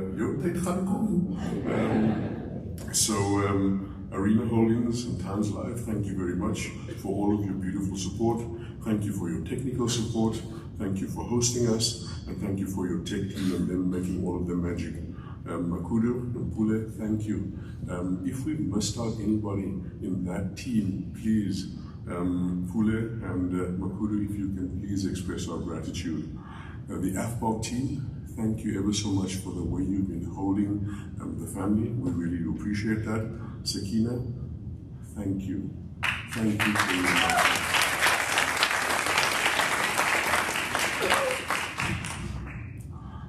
What we have done on Tuesday past when Uncle Don and Auntie Len landed, that group, I want to call them the Dinesh and Jackie team. I was going to call them up, but Sakina, you're a mind reader, you got them here. I want to specifically mention that group by name. Dinesh, Jackie, Bongani, Wandile, Megan said to me, only the granny said Megan. So Megan, Nolwazi, Sandra, not Sandra, Tsidiso, Zweli, Jabu, Uncle Don, Auntie Len, thank you for the way that you could allow us to hold space on Thursday evening, for coming up with two fundamental principles. The one is, what is it that Eusebius would have wanted, and how do we honor him?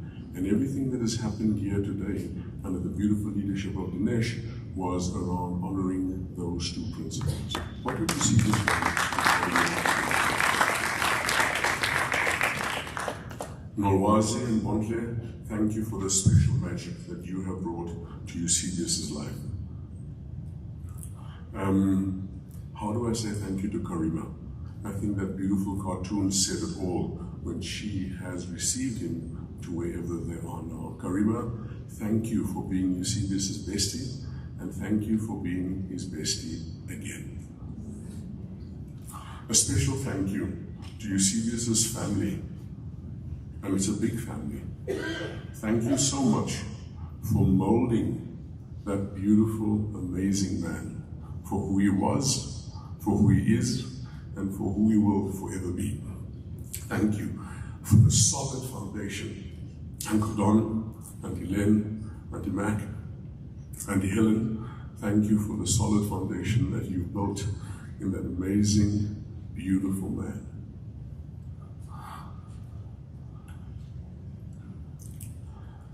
For the passions in Eusebius's life, I will just briefly, chronologically touch on it. His formative years in Grahamstown, and if you go into the cathedral, there's a cathedral in the middle of the town, an Anglican cathedral, there's a map in it. It's the same place where I was born, along Albany Road. It's referred to on that map to date as Hottentot's location. In the formative years that Eusebius has managed to spend in Grahamstown, his primary school days at St. Mary's, thank you to all of those special people that played an amazing role in his life in helping to manifest the magical Eusebius. Thank you to the people of Graham College. We appreciate what you have gifted him with. His Rhodes family, thank you for that. A little special note there, I only noticed Eusebius post-matric when he was at Rhodes, because we're 10 years apart, and if you can imagine, if I'm 20 years old, we're not really going to waste my time with a 10-year-old, right? And Uncle Don came to me at one of the festivals and said to me, Rurik, you want to connect with Yubi. Julle twee gaan mekaar like man. Hy's net as skelms. So thank you for that, Uncle Don. We found each other, and our first intense conversation was, as Nick has spoken about how Eusebius's mind worked, we unpacked what it means, or what it is that Eusebius thought Immanuel Kant meant with the group norm. An amazing conversation. His family at Oxford and the Rhodes Scholar Foundation, thank you for the magic that you have made. I think, Nick, I differ from you. I think that year when the two of you went, it was probably their best ever crop that they could harvest. The professional family and the media world, thank you for affording Eusebius the privilege of being and becoming who it is that he is and that he was. And I had that same privilege when I asked Eusebius, Nick, so what are you going to do now that you're back? So he said, do you know Tim Sebastian? I said, yeah, I do. He said, I'm going to be South Africa's Tim Sebastian. His hobby, his love of reading, his fitness. James, thank you for taking care of Eusebius in that magical way as his fitness guru. I think of how it is that Angela supports Lewis Hamilton and how you supported Eusebius. Thank you for that. Those that supported him on his amazing journey within the LGBTQ community, thank you for that. Thank you for allowing him to be himself without glorifying him as a poster child, but seeing his humanity. Thank you to the lady from Mina that spoke here. I know how Eusebius was very passionate about that.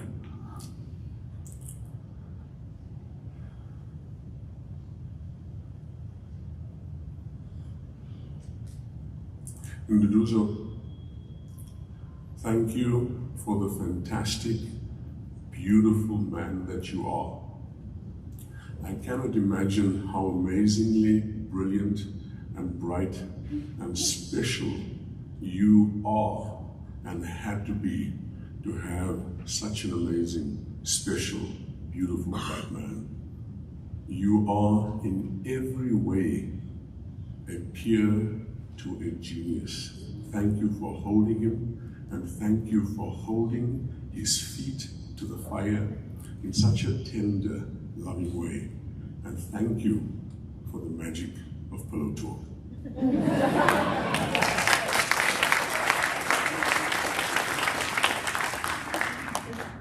I want to look back to Uncle Don, Auntie Len, Auntie Helen, Auntie Mac, the Stevens family, the McKaiser family. Thank you again for your magic. Thank you, thank you, thank you. The final thank you is to Eusebius.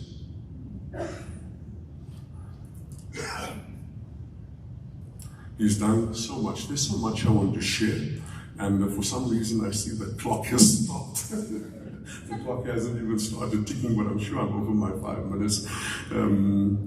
So Eusebius, thank you for the amazingly special human being that you are. I found this poem, and Nduduzo, you're right. Eusebius is not a poem kind of guy. So now that I know he can't bash me down, I will share the poem.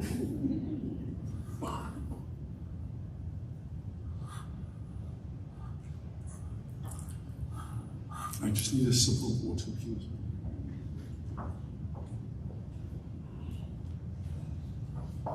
It's a short one. It's a short poem. So this is not, I'm drinking a sip because it's a long poem.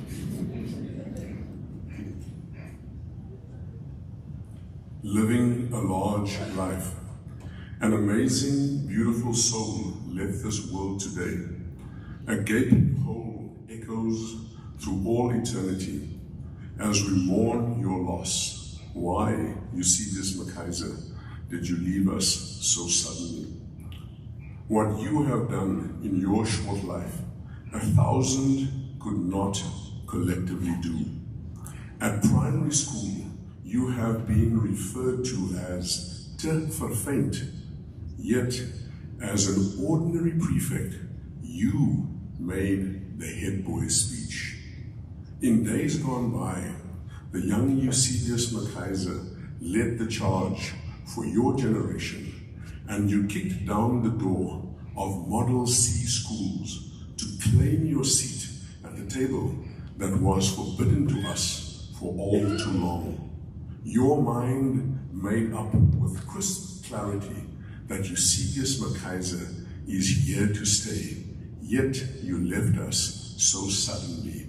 Why? Your brilliance was soon unmasked as genius. You, just being you, necessitated them to relook and reevaluate the monstrous lies of white supremacy.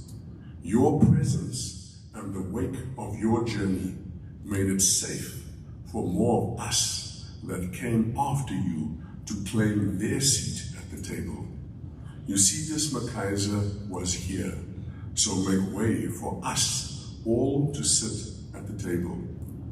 At Rhodes, for whom you did not fall, you danced eloquently and majestically with Ma'at, Temez, and Justicia, and you reminded them what it means to be ek is die goose, with distinctions. Your goose step, so sweet it was that Rhodes himself made you a scholar, and off to Oxford you went, for now you are our very own Don. So now that you are back from Oxford, what will you do? You deliberately stated, I will be South Africa's Tim Sebastian. This was not true, for you became our very own Eusebius McKaiser, an impeccable master that no one dares debate, that not even Sebastian could eclipse. Your books are studied far and wide, and your analysis makes CR's goons quake. On your way to becoming our very own Eusebius McKaiser, you chose to make the Big Smoke your home, with a short breather at McKinsey for some fun. You have surpassed Olympus, and as a force of nature, you carry your Titan's robe with elegance and grace, as all true Titans do. So now you are an ancestor. The three brothers united, embracing as one. You have hung up your golden gloves too soon. Please keep a watchful eye over us all, for Azania must not fall. May your golden gnome, may your garden gnome bless you forever. Oh dearest God, we miss you, our Titan. Amen, amen, amen. Thank you. Okay, let's dance into the weekend after the show. Thank you to every producer, every listener. Thank you, thank you, thank you. Politicians that have allowed me to hold you accountable, other powerful people. What is there left to say other than thank you for many years of fantastic radio on the 702 platform. I'm going nowhere. I'm shifting platforms. I'll tell you on social media over the next couple of weeks. But in the meantime, let's jam to Jerusalem.